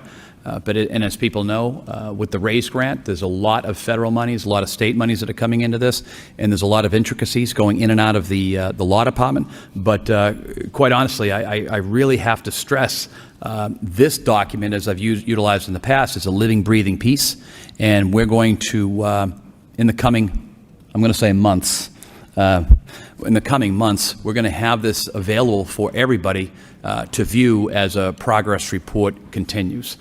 This is going to be something that we're going to be operating over the next 2 years, adding and subtracting as things are going. So therefore, the council, as well as the public, excuse me, will know exactly where we are, what's going on, and how things are happening. This is that communication piece that we've been really stressing over the last few years, but putting this package together, you would think that it would be the hit of a button. It wasn't. So we're going to get to that point where it is, and hopefully everybody is very happy, because I'm unbelievably impressed with the close to $300 million we'll be spending in the coming years. So thank you all very much, and once again, Council, for bringing this forward. It seemed like a small task, but It was great, and to all of the department heads that really buckled down to make this happen on top of all the other day-to-day operations. This is an impressive document for this council showing that things are changing in this city. So thank you all very much for everything that you've been doing. Councilor Kitcheer, you have 1 minute. Mr. Manager, Carvello Field, is that next week? Is that project finishing next week? Week after? I know it's like right here. I'm sorry, Mr. Mayor, through you. Okay. Through you, Mr. Mayor. That should be in the next couple of weeks. And the other thing is the solar projects. I just want to say thank you for that. I think that, a lot of us here have pushed for that because it's a revenue generator for us. So, you get the Wang School, the Robinson, McAuliffe, and of course Lowell High. So I think once those things get up and running, there'll be a generator. We're still seeing savings from 2008 when the other ones were put in. So I think, please pass along thank you for those projects, because I think that's amazing to see. Thank you, Councillor. And I, for one, thank you for a great sidewalk and paving on Broadway Street and Western Ave. The resident, the Western Ave are really happy. That's conclude the motion response, and I need a motion to accept and place on file by Councillor Mercier and by second by Councillor Dakota. I'm really short on time, and we'd like to go to executive session because time of essence. So if we could bundle some of it, that would be great. Thank you so much. And vote from the city manager. 7.1, vote to accept and expend Mr. Vice Mayor, we need to make a motion to do that. So I'll make a motion to bundle 7.1 to 7.6. Yes. Second. It's a 7.5. Yeah, we can do 7.1 to 7.5 because the 7.6 is being withdrawn for now. Okay, so you have 7.1 to 7.5. Yes, sir. Thank you. And second by Councillor Scott. All right. I'm going to read one by one. 7.1, vote to accept and expend $149,417 by BHOAP grant. 7.2, vote to accept expense $484,034 FR-CARA grant. 7.3, vote adopt MGL Chapter 44, Section 55Cs. Give the first reading. I'm sorry. Yeah, why don't we do just a vote to refer that now, 7.3. Okay. I need to have a motion to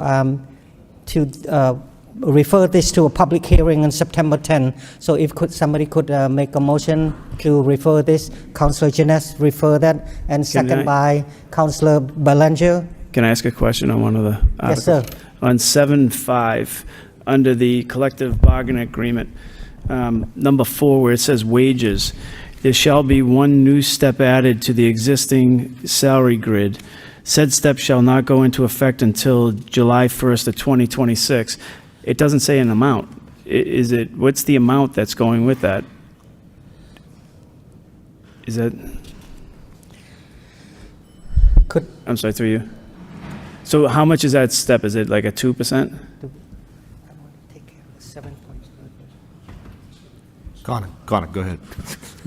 Through you, Mr. Mayor. Yes. The steps that were added to the grid for MVEA Unit 1 are consistent with the other steps, which I believe to be 2.5%, the differential between the steps. So it's consistent with the existing grid, salary grids for those employees, adding one more at the same differential. Could we just define in it, have them define in it the percentage? Because there could be a back and forth on that, because it just says a step. So it's really not, the percentage is really not defined in here. It's assumed, but it's not defined. That's all. That's all I was looking at. Thank you.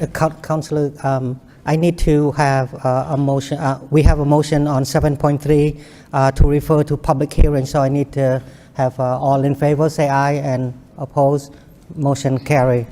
And then the 7.4, vote to ratify and approve executive by the city manager of MOU with Local 1705. And may I read 7.5, vote ratified and approve the execution by the city manager of MOU with the MVEA Unit 1. And I just want to state for record, and I have to recuse myself from voting on 7.4, 7.5. Yes, ma'am. Thank you, Mr. Vice Mayor. I would recuse myself for the vote 7.4 for Local 1705. Thank you. Thank you. Any other comments on that? I need a motion to adopt by Councilor Janess and second by Councilor Dakota. Okay. Mr. Clerk. Council Robinson. Yes. Mayor Rourke, Council Scott. Yes. Council Yem. Yes. Council Belanja. Yes. Council Chow. Council Dakota. Yes. Council Getchia. Yes. Council Janess. Yes. Council Mercia. Yes, Council Noon. yes, except 7.4. Thank you. Thank you. Now, orders from the city manager. 8.1, order 6-day trial. Waive the full reading, second reading by title. Motion to Motion to adopt. pursuant to Chapter 266 of the Code of Ordinances, City of Lowell, Massachusetts, concerning Section 266-6, therefore entitled Temporary Experimental Regulation, Temporary Traffic Regulation, are hereby implemented for a period up to 60 days. A motion to adopt by So moved. Councilor Noon and second by Councilor Janess. A roll call, please. Council Robinson. Yes. Mayor Rourke, Council Scott. Yes. Yes. Council Yem. Yes. Council Belanja. Yes. Council Chow. Council Dakota. Yes. Council Getchia. Yes. Council Janess. Yes. Council Mercia. Yes. Council Noon. Thank you. If ordinance from the city manager, 9.1 ordinance, amended chapter 193, linkage fee. Give the first reading, motion to refer to the public hearing on September 10 by Councilor Noon, second by Councilor Robinson. And then let me read 9.2 ordinance, establish an affordable housing trust. Give the first reading, motion to refer to public hearing on September 10, 2024 at 7 p.m. Motion by Councilor Getchia and second by Councilor Janess. All in favor, say aye. And opposed, motion carried. Number 10, report subcommittee, if any. 10.1, why expansion report. Number 2, Boston Gas DBA National Grid requests installation of replacement 6 inches plastic gas main on Powell Street. And 3, Boston Gas DBA National Grid requests installation of replacement of 2 inches plastic gas main on Appleton Street. Motion to adopt and accompanied by orders. Motion to adopt by Councilor Janess and Councilor Getchia. All in favor, say aye. And opposed, motion carry. We already took up the 11.1, the claim. 11.2, miscellaneous. If I could bundle all of that together, any problem, Mr. Clerk? 11.4 was withdrawn. Withdrawn. 11.4 was withdrawn. So I need someone to make a motion to bundle 11.1 all the way to 11.7. Can we bundle 11.2 and 11.3 first? 11.1, 11.2. Okay. By Councilor Getchia, I need a second on the bundle. Councilor Janess, thank you. 11.12, miscellaneous. Antonio Izari requests installation of handicap parking signs at 27 Fremont Street.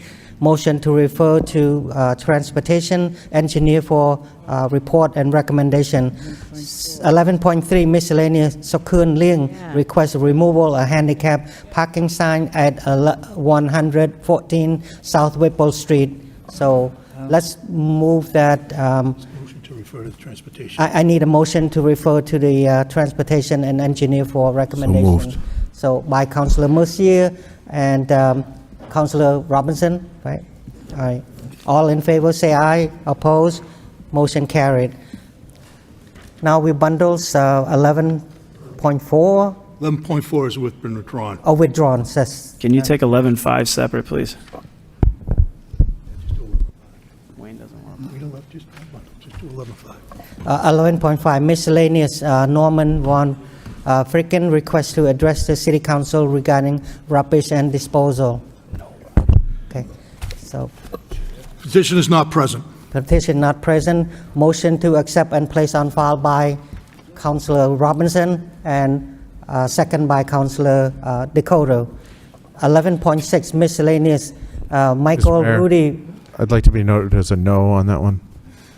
What happened? On 11.5, if we're voting on it, I'm voting no. Okay. Go ahead. Next one. I got it. Okay.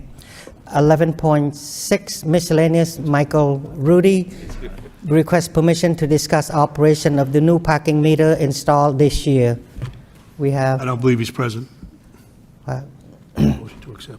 motion to accept and place on file by Councillor Gitchius and second by Councillor Robinson. Now bundle the rest.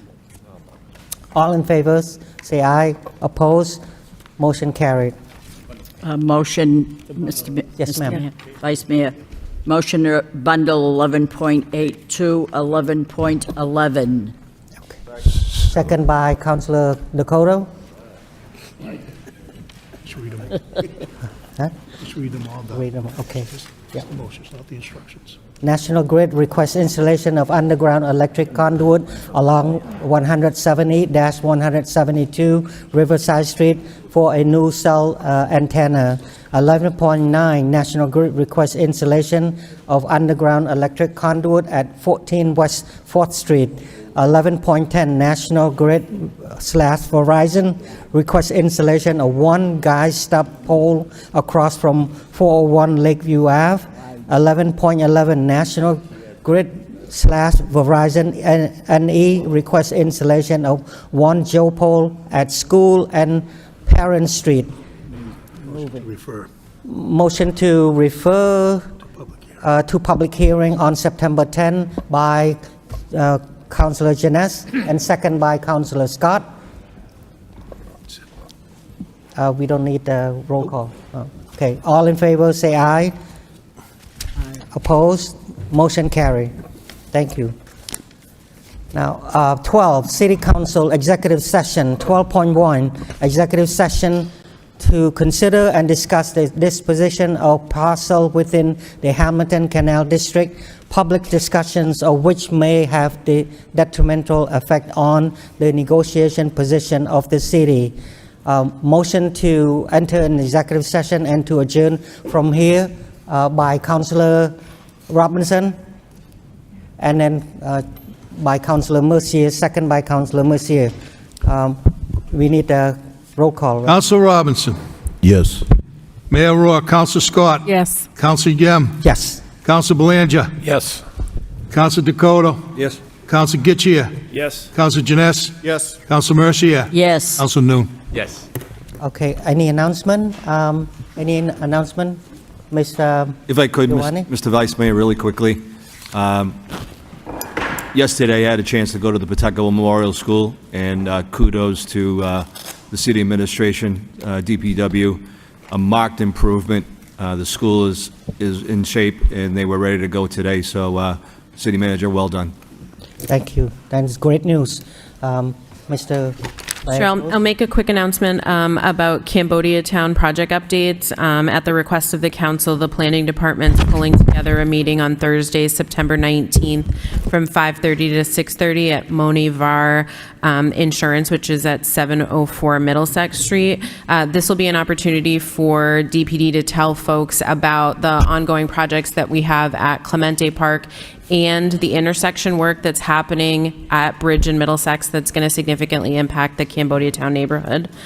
So again, that's Thursday, September 19th at 5:30, and we'll have information available online and shared on social media. Thank you very much, and have a good night.